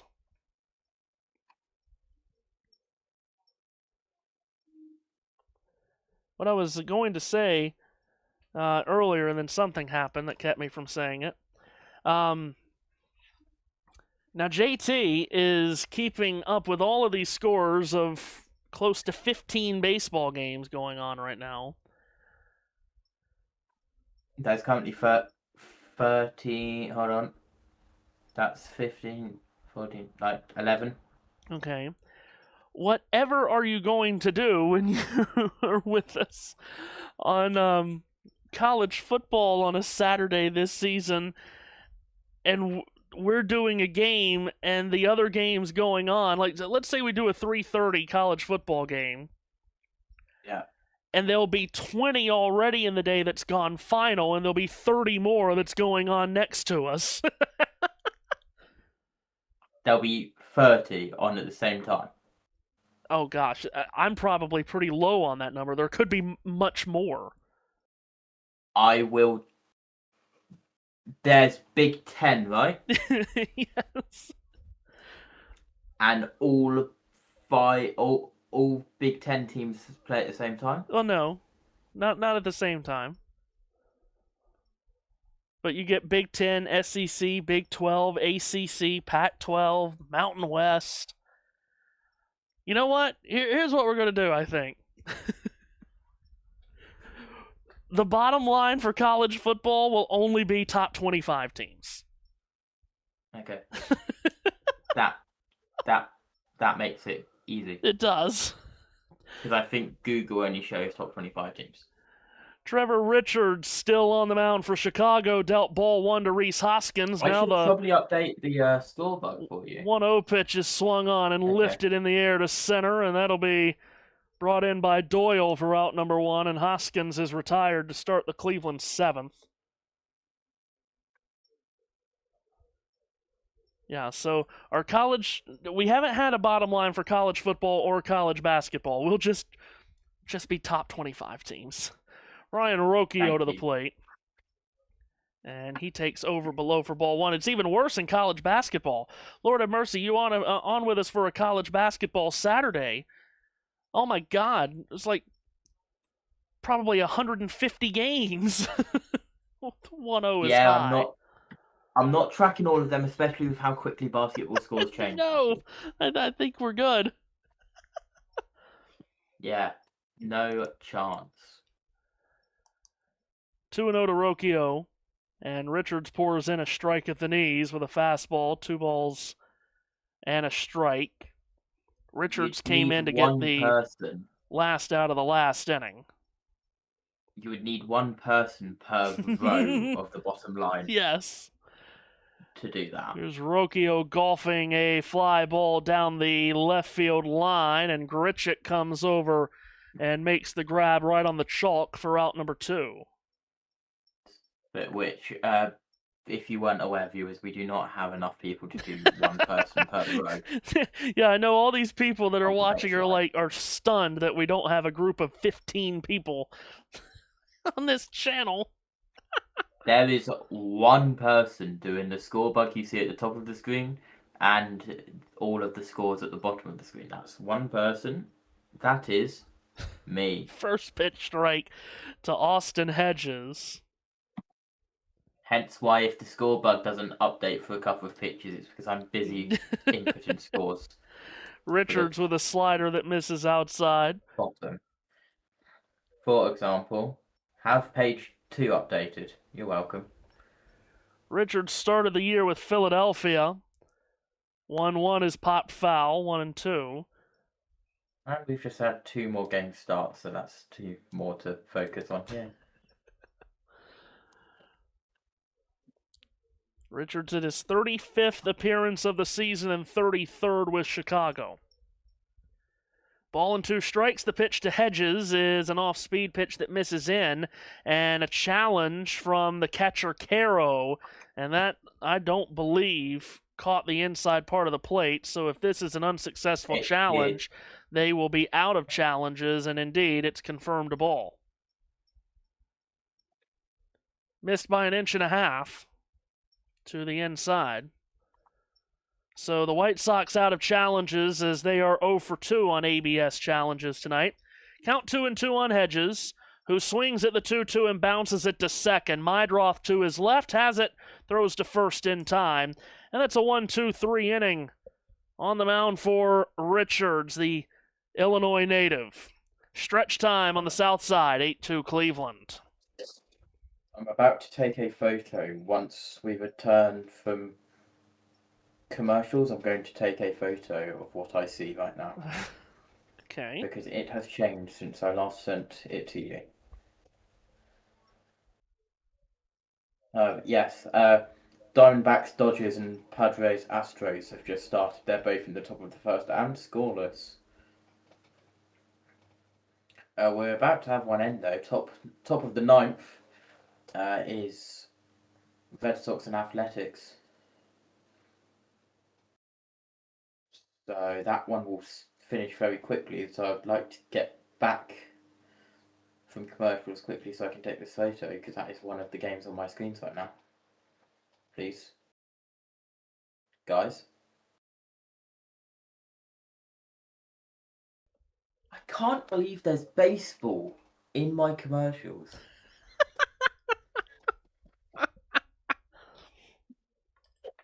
Oh, dear. So this is really good news that JT has been able to pull this off tonight, because that means now that he will have pictures for any baseball game that we do from here on out. Now here's a stupid conversation, or at least conversation that JT will say, well, that's stupid, because everybody here in America does think it's stupid as well.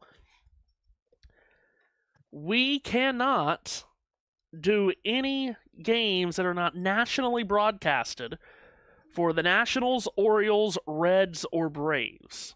The only way we can do a game involving those teams is if it is a national broadcast, as Messick stays in to pitch the 7th and starts with a fastball up and away to Brenton Doyle for ball 1.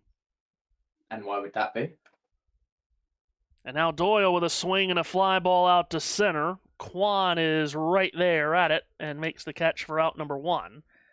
So Major League Baseball still stuck in the olden time of doing regional blackouts. Well, people in the Midwest will know well about what people like me here in North Carolina deal with. As Braden Montgomery comes to the plate, Messick tosses the first pitch in, and Montgomery fouls it away. I'm in North Carolina, where there is no Major League Baseball team. Yeah. So in this region, breaking ball in the dirt, we are blacked out from being able to watch Orioles, Nationals, Braves, or Reds games because that's the region that we're in. 1-1 is fouled. So even though we're here in North Carolina and we're way away, hours away from Atlanta, Cincinnati, Baltimore, or Washington, they consider that we're in that region. So even if I pay for MLB TV, which I am, in order to, watch this game and others, as the 1-2 is a fastball that misses outside,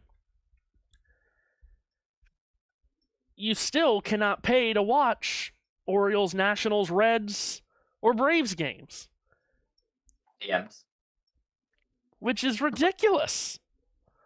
And it's because here in North Carolina, you could watch all of those games on their regional broadcast if you had that package with your cable provider, as that's fouled off. So there, once upon a time in my life with my cable package with Dish, I was able to watch the Nationals and the Orioles because I was able to get Masson, which is their regional network. 2-2 is swung on and missed. Montgomery strikes out. Strikeout number 8 for Parker Messick. So I used to be able to get Masson, which carries the Nationals and the Orioles game, the Mid-Atlantic Sports Network, and I was able to get Fox Sports South, which did Braves games, and Fox Sports Ohio, which did Reds games. Changeup is in for a strike to Edgar Caro. What made it even more interesting about that, I could get Fox Sports Ohio to watch Reds games, but I couldn't get Indians/Guardians games, even though they play also in Ohio. Messick misses high. To Caro, it's 1-1. And now the left-hander deals his 96th pitch of the night, and Caro fouls it away. 1 ball and 2 strikes. So because they think that I can get those regional networks, but you can only get them if your cable provider allows it, which mine does not anymore, so I am totally blacked out from watching Orioles, Nationals, Reds, or Braves games unless they are nationally broadcasted. Caro swings and dribbles one to short. Rocchio scrambles it to first in time, and Messick deals a 1-2-3 inning in the 7th. It remains 8-2 Cleveland as we go to the 8th. That is the messy world of regional broadcasting and the blackouts in Major League Baseball, because there's plenty of people in the Midwest that understand this. Like people in Iowa, like there's not a Major League Baseball team in Iowa, and they're blacked out from all kinds of teams. They'll be blacked out from the Cubs, the White Sox, the Royals, the Rangers, the Tigers, and we're the same way here in North Carolina, which is an archaic way of doing things. Yes, as Christian says in the comments, WTF. He says, the only games I can't watch on MLB TV International were the Apple TV games, All-Star Game, and Home Run Derby. Yeah, and Friday night is the night where Apple does 2 games. I think one of Apple's games was Baltimore and Texas tonight, if I'm not terribly mistaken. And I think the other may have been Tampa Bay and Seattle. Yes, Baltimore, Texas, Tampa, Seattle were the Apple games tonight.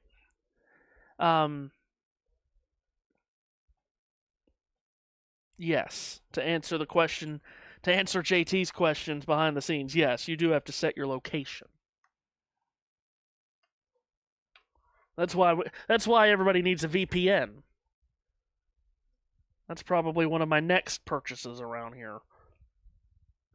And that's why for such a long time I wasn't able to watch Hurricane games here unless they were nationally broadcasted. You couldn't watch any Carolina games unless your cable provider Are you still going on about the regional blackout? Yeah. I have been off headset for the past like 2-3 minutes because the dog was screaming the house down again. Anyway, hello. Well, it's something that unites a lot of fans in NBA, MLB, and NHL world because they have so many regional broadcasts. It's not anything that you have to deal with in the NFL for the most part.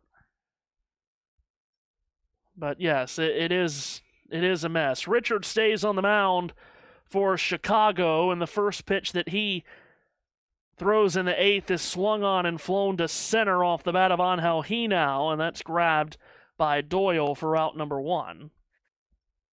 By the way, are your pictures okay, JT? Because they've been frozen on my end for quite some time. They're fine. Okay. Can you see them? No, they're frozen to me, and they have been for a while, but it's fine. Oh, there they are. Here's Kwan. DMs, by the way, again. Kwan takes a strike at the knees. 3 for 4 night for Kwan. A single in the first and second, and then a solo home run in the sixth. He has reached base safely now in 25 straight games. Takes a changeup in the dirt. Okay. JT has sent another question in.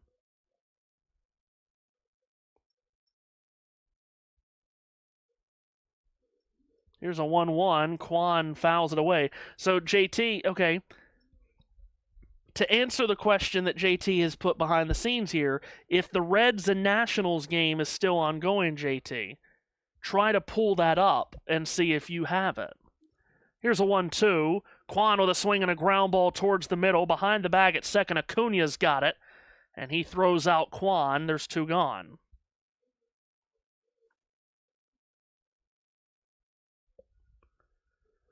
Okay. Content you requested is not available, but I don't know if that's an issue on the multi-view. Hold on. So let's see. Now we're going to find out here if JT can watch Washington and Cincinnati, because those are two teams that I can't. Here's DeLauder. Fastball is over but low for ball 1. It's actually at the very top. Oh. Yeah. I am blind. Fastball is a called strike at the knees. To DeLauder, it's 1-1. If this works for JT, I might have a meltdown on air if he's able to watch Reds and Nationals over there, but I can't. It screams too many devices, but if you just keep refreshing it finally gives in. DeLauder fouls it away, 1-2. No, thanks. I don't actually have TV pictures to keep score. Well. Because I'm trying this. So it looks like it's. Have an out or not? Yeah, 2 out. Here's a 1-2 pitch. That is lined on a hop behind the bag at second. Big stop by Acuna, and his throw to first is in time. That is a fine play by Luis Angel Acuna, and that ends the Cleveland eighth. What a great play on a short hop. Diving stop behind the bag at second. Got to his feet and made a great throw. And we're middle of 8. It's 8-2 Cleveland. It's time for live on air. So JT can pull up and watch Cincinnati and Washington over in where in England? I want Wiltshire. Yeah, sure. Wiltshire. I want. But right here in the continental United States, no, you got to keep me from being able to watch the Nationals and the Reds now. No, don't let the person from North Carolina watch 2 teams that's not even close to him. Oh, okay, I want. God. That one there. And is it I'm gonna take a picture of this. I'm gonna take a picture of this and send it. Do you want me to get it back up? No, I got it. Oh, okay.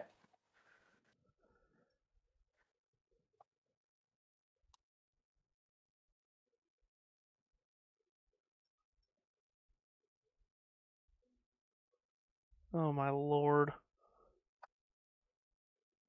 I don't know why my TV picture's frozen again, by the way.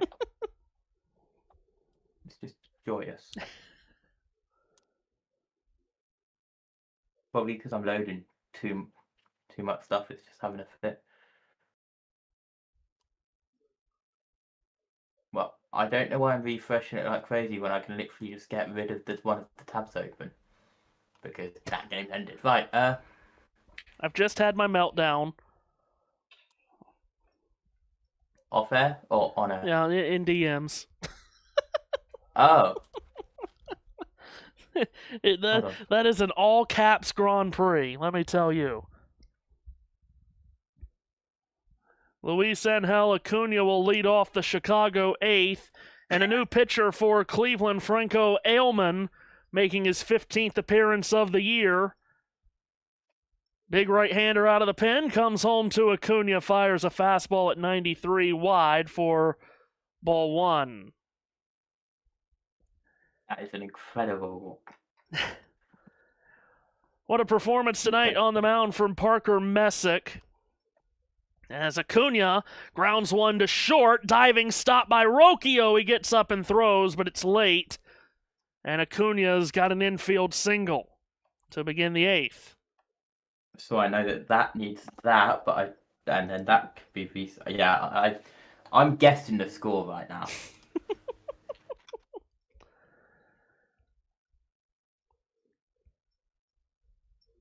Just to wrap up the night for Parker Messick, gave up just 2 runs through 7 innings tonight as Ailman fires in a strike on the inside corner to Mydroth, who's 1 for 3, doubled back in the first. 1 run on just 4 hits given up by Messick in 7 innings. Mydroth takes in for ball 1.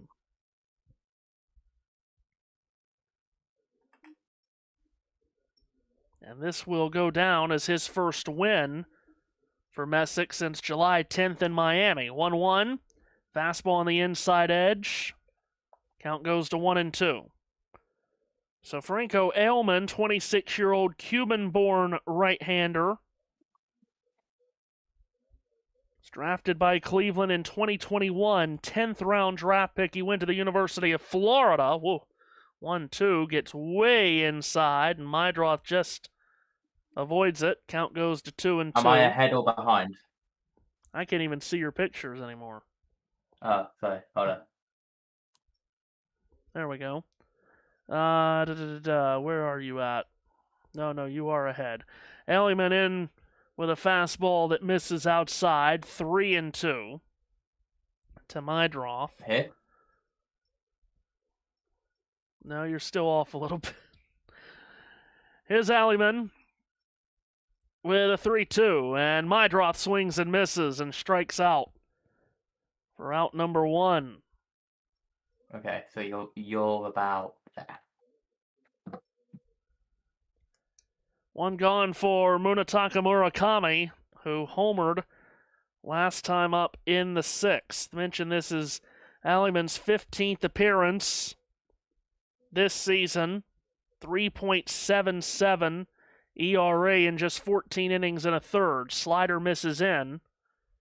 Ball 1 to Murakami, who that home run in the 6th, his only hit of the night. His 25th of the year. He's got 52 driven in as they clean off the plate.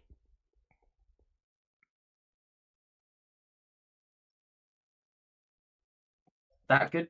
Yep. All good. As Ailman delivers up high.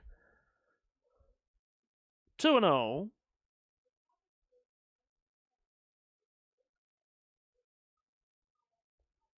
But I'm glad everyone came to my TED Talk about the pains of regional blackouts. 2-0 is in for a strike on the outside corner. And that's not just Major League Baseball, it's the NBA as well. Like, come NBA season, I could pay for League Pass, but I can't watch Hornets games. And perhaps even the Hawks. Here's a 2-1 to Murakami. Sliders low and in. Count runs to 3-1. And for the NHL, now the NHL is different because they do so much, but even on ESPN Plus, I'm not able to watch Hurricane games unless they are nationally broadcasted. And I know you must hate that. 3-1 is fouled off. It's 3-2. The good thing about that is that perhaps you could say they're going to have a lot of their games nationally broadcasted. You know why? Because the Hurricanes are indeed the reigning Stanley Cup champions, as you see. 3-2 is a called strike 3 at the knees to Murakami, who's down on strikes for a second time tonight.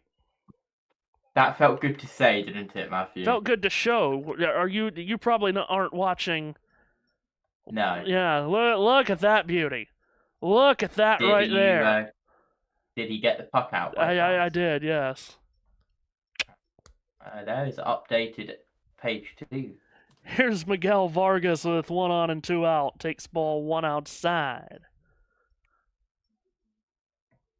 Put it back up here next to the microphone.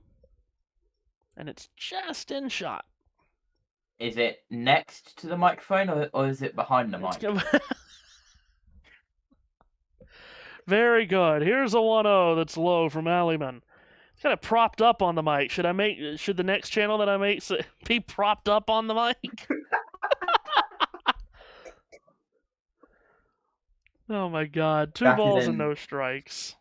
That is an inside joke, viewers. It is. Fastball low and away. Alleyman's behind 3-0 to Vargas. Oh my God. Newer viewers will not get that one. That's true. 3-0 misses inside, and Vargas draws a walk. So 2 on base for Grichuk, who singled last time up. Oh, the tarps are off for some.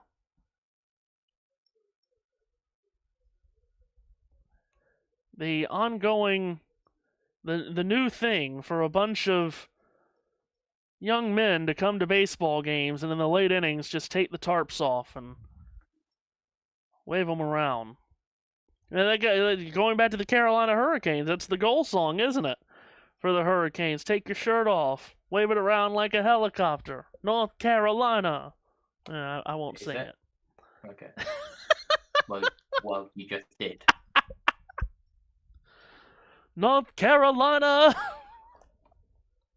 Stop it. Oh my God. Oh dear Lord. I said to my dad that this baseball will probably go until like 3:30, and I might have timed it pretty well. You might have. Pinch hitter for Cleveland, for Chicago, beg your pardon. Randall Grichuk will be pinch hit for Sam Antonacci. Coastal Carolina Chanticleer takes a fastball for a strike. Is that the first EB of the forecast? Maybe, and heck, with all the things that's gone on tonight, I'm impressed I made it to the 8th. Antonacci from Springfield, Illinois. Turned 23 back in February.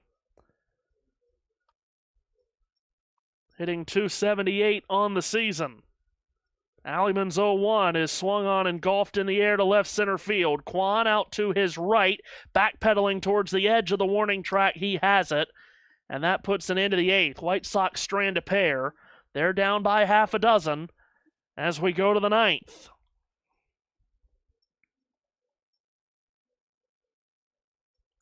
We don't have to play the bottom of the 9th, or do we have to? No, we do.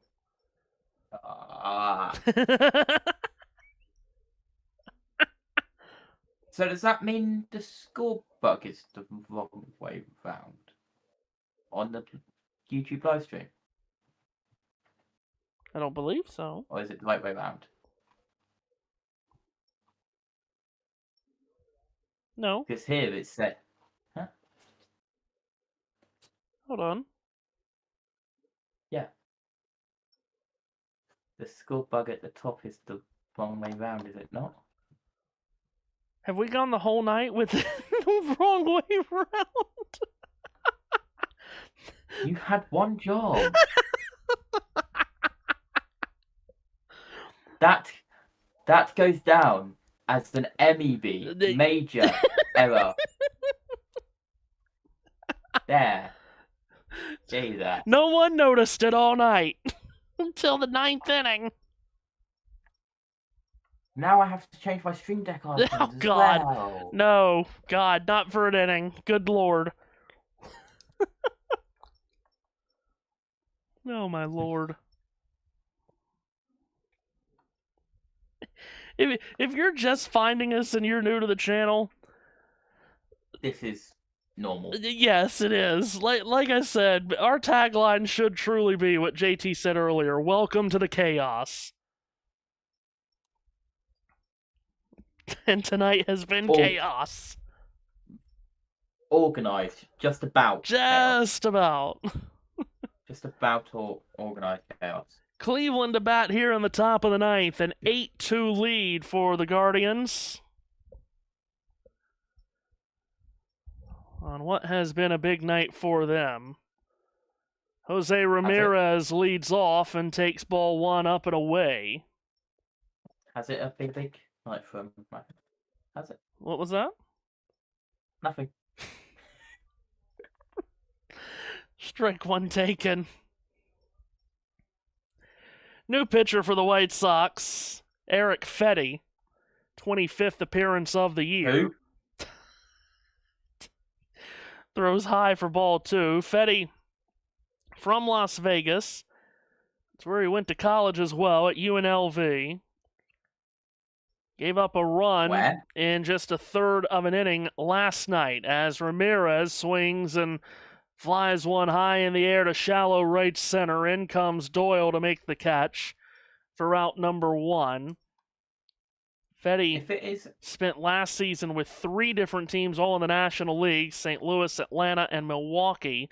He is 6-7 this season. He's made appearances both out of the bullpen and has started 12 games. He's pitched over 105 innings to a 4.34 ERA. Joe Adell takes a breaking pitch from him at the knees for a called strike. If it's the end 9th, isn't that just final? It is. Then why is Google showing it's at end 9th, not final? Oh my god. Unless it's tied, of course. It's not tied. There's ball 1 from Fetty, who spent the first 6 years of his career with the Nationals. Adell, big swing and a miss. It's 1-2.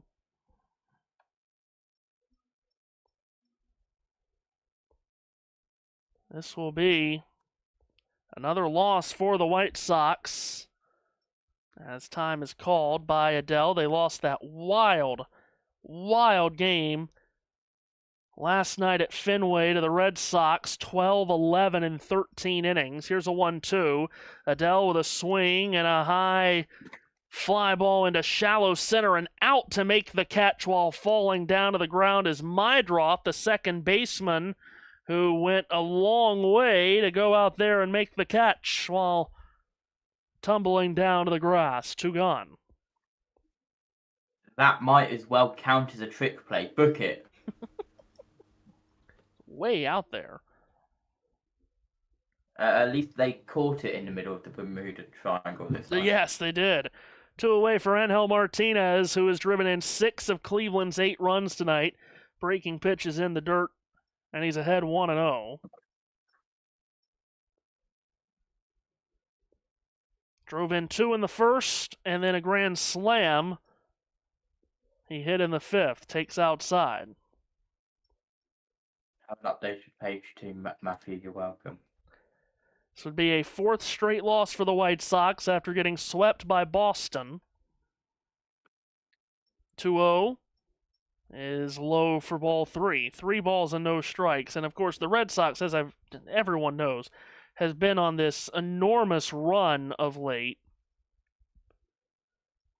But they scored 30 runs in that 3-game series with the White Sox. There's a strike from Fetty. Martinez was taking all the way. It's 3-1. So they gave up 30 runs across those 3 games in Boston. They've given up 8 tonight. 3-1 is on the outside corner with the breaking pitch. 3 balls and 2 strikes.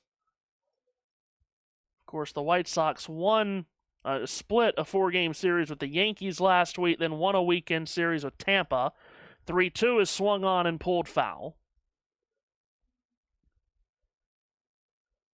Next week, the White Sox are at home to the Reds Tuesday, Wednesday, and Thursday, and then their weekend series is in Detroit. And then following week, they play in Wrigley. 3-2 is swung on and missed. Martinez is struck out, and Fetty goes through a 1-2-3, ninth inning. Last chance for the White Sox. They trail 8-2 as we go to the last of the ninth. You want to know what is literally happening here, Matthew? What is literally happening? I am literally going through the MLB page 1. As soon as I update MLB page 1, that goes live. Then I start editing page 2. After that has ended, when that is updated, I put page 2 live. Then I edit page 3. Then I put page 3 live, and then I just go back to page 1. It's just constant. I don't know what has happened in Banana Ball, but the Bananas went into the ninth 2-1. Oh, okay. That's the first time that I've seen the clock run out and they didn't get to the ninth.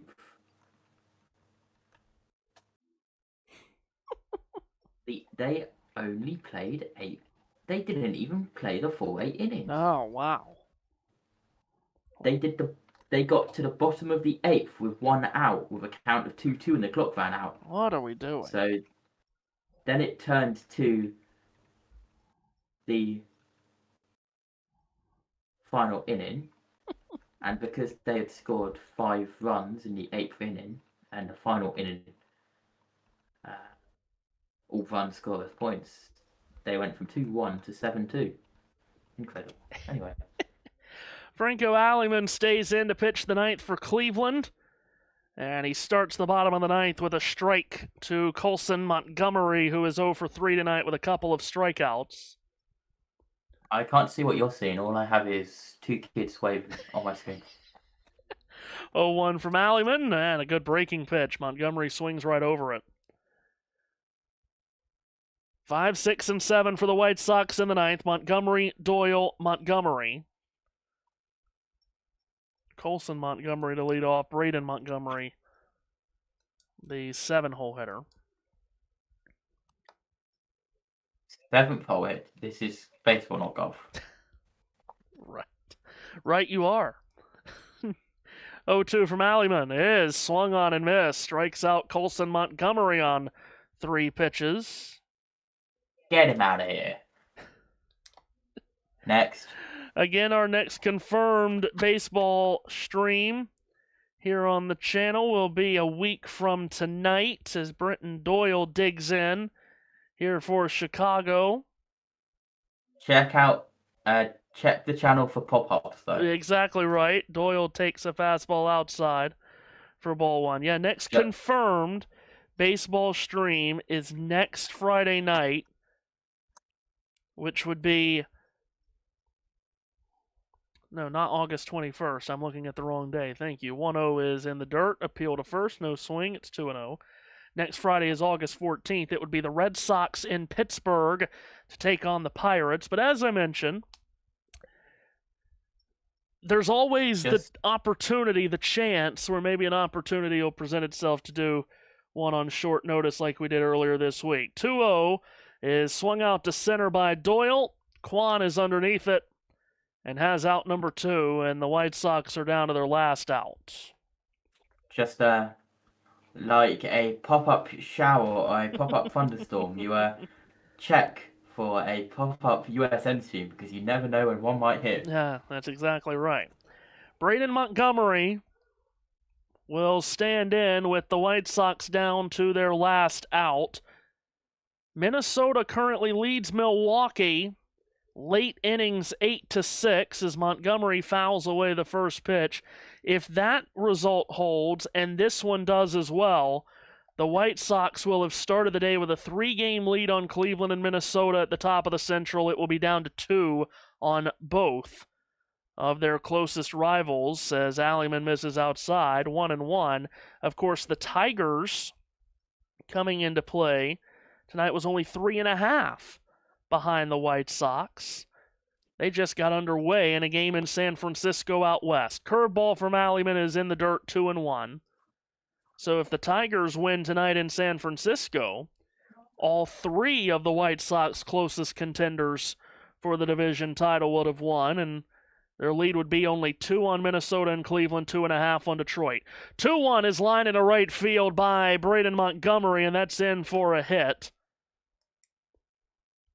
One of the few hard-hit balls by a White Sox bat tonight as he laces it into right and keeps the game going for Edgar Caro to get another chance.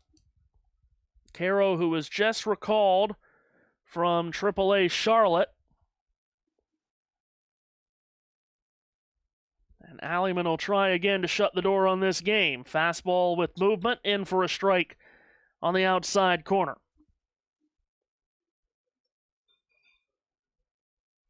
Although I will say the Brewers do have the tying run at the plate, bottom of the 8th, against the Twins. Here's an 0-1, swing and a fly ball down the left field line. It'll get out of play. Really good crowd on hand tonight at Rate Field on the south side. This is going to be a 4th straight loss, but there's still reason for optimism for this fan base that has had to suffer through a lot of bad baseball the last couple of years. This organization has really turned it around. 0-2 from Alleyman, and Caro fouls it away. When you think about 223 combined losses the previous 2 seasons in 2024 and 25, and that historic year in 24. 0-2 is a slider that misses outside, 1 ball and 2 strikes. And, the American League has been wide open really all year long, and this Central looks like it's going to come right down to the last week, maybe even the last day of the season. 1-2, and Caro hits it hard up the middle. That's a base hit. Montgomery will round second and go to third without a play. So Braden Montgomery and Edgar Caro with back-to-back hits with the White Sox down to their last out. We'll keep it going for Luis Angel Acuna.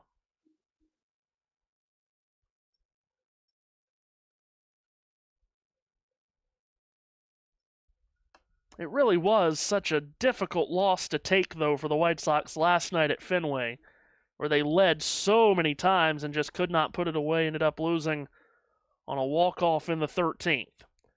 Acuna singled last time up in the 8th. He's 1 for 3, takes ball 1 outside from Franco Alleyman, who, if he is able to get to the finish line, Cleveland will only use 2 pitchers in this entire game, which doesn't happen a lot these days in this sport. Parker Messick went 7 terrific innings. Here's a 1-0, in at the knees at 95, a strike. WNBA action on the channel tomorrow, Las Vegas and Minnesota, along with Carabao Cup action tomorrow and Sunday morning. Sunday at 3, NASCAR Cup Series racing in Iowa. 1-1, and Acuna with a swing and a miss on a slider dipping low and away. And it's a ball and 2 strikes, and Cleveland, along with Alleyman, a strike away here.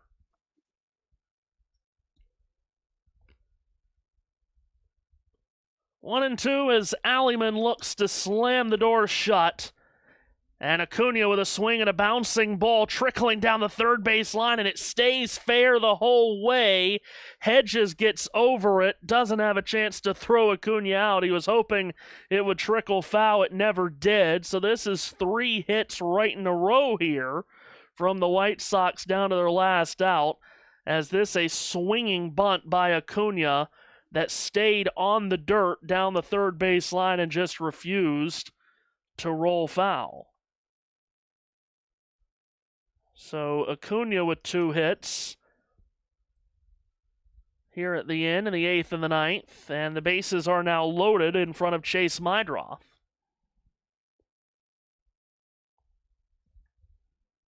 And will become a meeting on the mound here for Cleveland because, as they do have Matthew, Cade Smith throwing in the bullpen, because, JT, we've seen a grand slam already tonight. If we get one here, it's all of a sudden a ball game again. I was literally about to say this is the perfect time to hit it to the moon. We have already had one thing hit the moon this week. Why not have a second?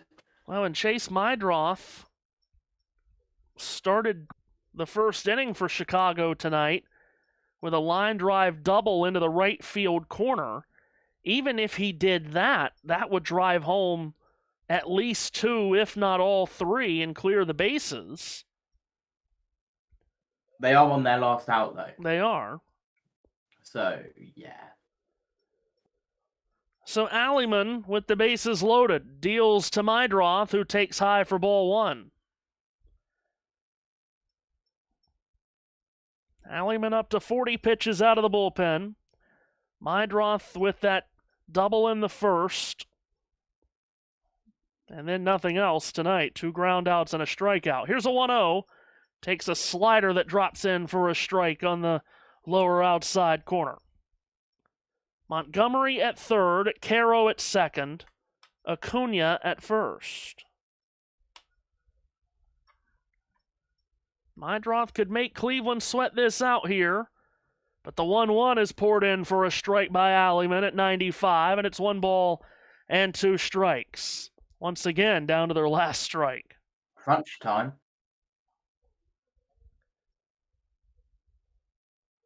Alleyman doing a lot of work out of the pen. In relief of Messick, who was terrific, and the 1-2 in on the hands is punched foul. We'll do it again. And it's the thing you hear all the time about baseball. In this sport, you can't run out the clock. You can't take a knee. You got to get the required 27 outs. And Alleyman struggling to get that 27th. The next 1-2, but he gets it here. And Mydroth swings and misses, strikes out. And the White Sox leave them loaded to end the night. And Cleveland picks up an enormous victory to start this weekend series on the road on the south side. An 8-2 Cleveland win. That brings them to within 2 games of the White Sox at the top of the Central. Minnesota could also get to within 2 games of the White Sox if they can hold on to beat Milwaukee. The Twins are currently up 8-6, heading to the last of the 9th.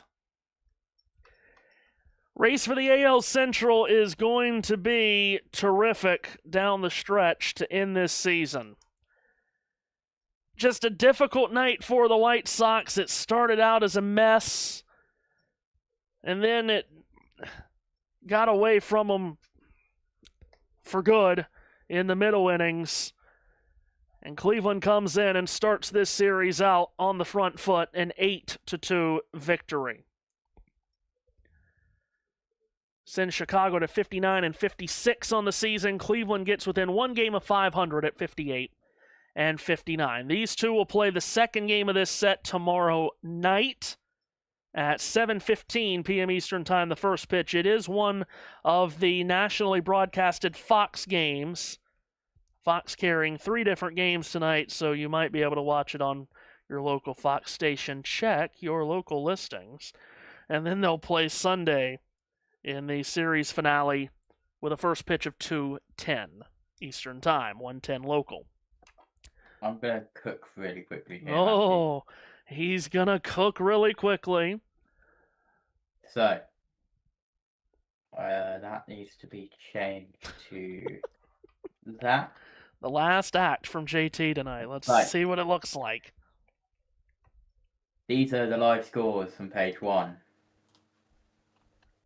Now, this is where Matthew talks through the live scores of page 1 while I Well, quickly change page 2. Boston, of course, scored 30 runs in 3 games against the White Sox at Fenway this week. They put up 13 tonight to beat the Athletics handily. Toronto ahead of Philadelphia in the 6th. The Mets with a win over Pittsburgh, and the Nationals closing in on a win over the Reds. They're up 5-3 in the 9th. Atlanta and New York still searching for the game's first run there. They are scoreless in the 6th. Yeah, we did not do an out-of-town scoreboard tonight, so this is our out-of-town scoreboard. Good job out of you, JT. That's page 2. Angels with a win in Miami 4-3. That aforementioned Milwaukee-Minnesota game that is so very important for both teams. Minnesota leading by a pair. Milwaukee last chance in the bottom of the 9th. The Cubs heading towards another victory, it would seem, up 6-3 on Kansas City in the 8th. Texas holding on to a 1-run lead at home against the Orioles in the 8th. Of course, if you've been with us, you know about the White Sox. Actually, that's Cleveland beating the White Sox 8-2. Now, page 3. St. Louis at home leads Colorado in the 7th. Arizona out to an early lead against the Dodgers. Houston has scored 3 quickly in San Diego, while the Rays have jumped out to an early lead in Seattle. And the Tigers, we mentioned the Tigers, they're also trying to get closer to the White Sox in the division. Detroit leads early in San Francisco. Oh, one more. Yeah, there we go. NASCAR Sunday here on the channel. 3 p.m. Eastern time, by the way, is now the confirmed airtime. Finally have a confirmed airtime for Iowa. 3 p.m. Eastern time for the Iowa Corn 350. Race will start just after 3:30. Then you want a live update? Then I can confirm the green flag time is 3:40 p.m. Right. Then, of course, Richmond, which is on a Saturday night. Then New Hampshire. Daytona, which is on a Saturday night as well. Oh, look at that. Look at him go. And then the Chase. Does it say Sunday? Yes, it says Sunday for Richmond and Daytona. It's just force of habit. Well, yeah, easy for sure. Is it the 29th, though? 29th and the 15th, right? 29th, certainly for Daytona. So that would make Richmond the 15th, yes. Yeah, right there. Look, live update. Also, a live update on page 3. Oh? And it's now the mid of the 3rd in the Astros. There you go. Oh my God. That's it. I'm not going to go back to page 1 and page 2 and update them. So. It's fine. It's fine. Bottom of the 9th, though. This is going to be close between the Brewers and Twins. Where is that? And that, like we said, that's a big deal for both teams, and for the 2 teams that we covered tonight, the White Sox and the Guardians. They are paying close attention to see if Minnesota can wrap this up. Oh, look at the big inning. Oh. Is it on here? Yeah, there it is, bottom right. Yep. Oh, yes, that is. Oh, and there's 2 out. So Minnesota, we're going to bring you bonus coverage here since there's 2 out. Last chance for Milwaukee. I do not know who that is at the plate for them. I know that's Christian Yelich. It's on deck. Oh, it's Garrett Mitchell, Cletus McFarland at the plate here for Milwaukee in the bottom of the 9th against the pitcher Gomez. 3-1. And Mitchell with a swing and a bouncing ball to second, and the throw to first is there, and Minnesota has beaten Milwaukee. Yeah, you're really not going to get a score bug from me. So the Twins, with this win, are now within 2 games of the White Sox at the top of the American League Central Division. Hold on, what I will do is, because we gave you bonus coverage, I will give you an updated page 2, because stuff changed in that. Ready? Oh, here we go. What has changed is that the Royals are now within 2 in the bottom of the 8th. JT lives for this stuff. It's great. Anyway, I said to my dad that baseball would be done at like 3:30. It is exactly 3:30, so can we get out of here? Let's get out of here. Final score, Cleveland 8, Chicago 2. Our next confirmed baseball stream for you will be next Friday night. Watch out, as JT mentioned, for a pop-up if... Sorry. Home run for the Rays in the top of the third. They extend their lead to 2. There you go, in Seattle. So perhaps... Giants have got 2. They lead against the Tigers. Anyway, end this thing, please. So yes, perhaps we could get another stream in if the opportunity presents itself. But our next confirmed baseball stream will be Friday night at 6:30. The Red Sox in Pittsburgh to take on the Pirates. For the best producer in the wide world of sports, JT, Matthew Owens signing off. So long from the South Side. It's been a very interesting night.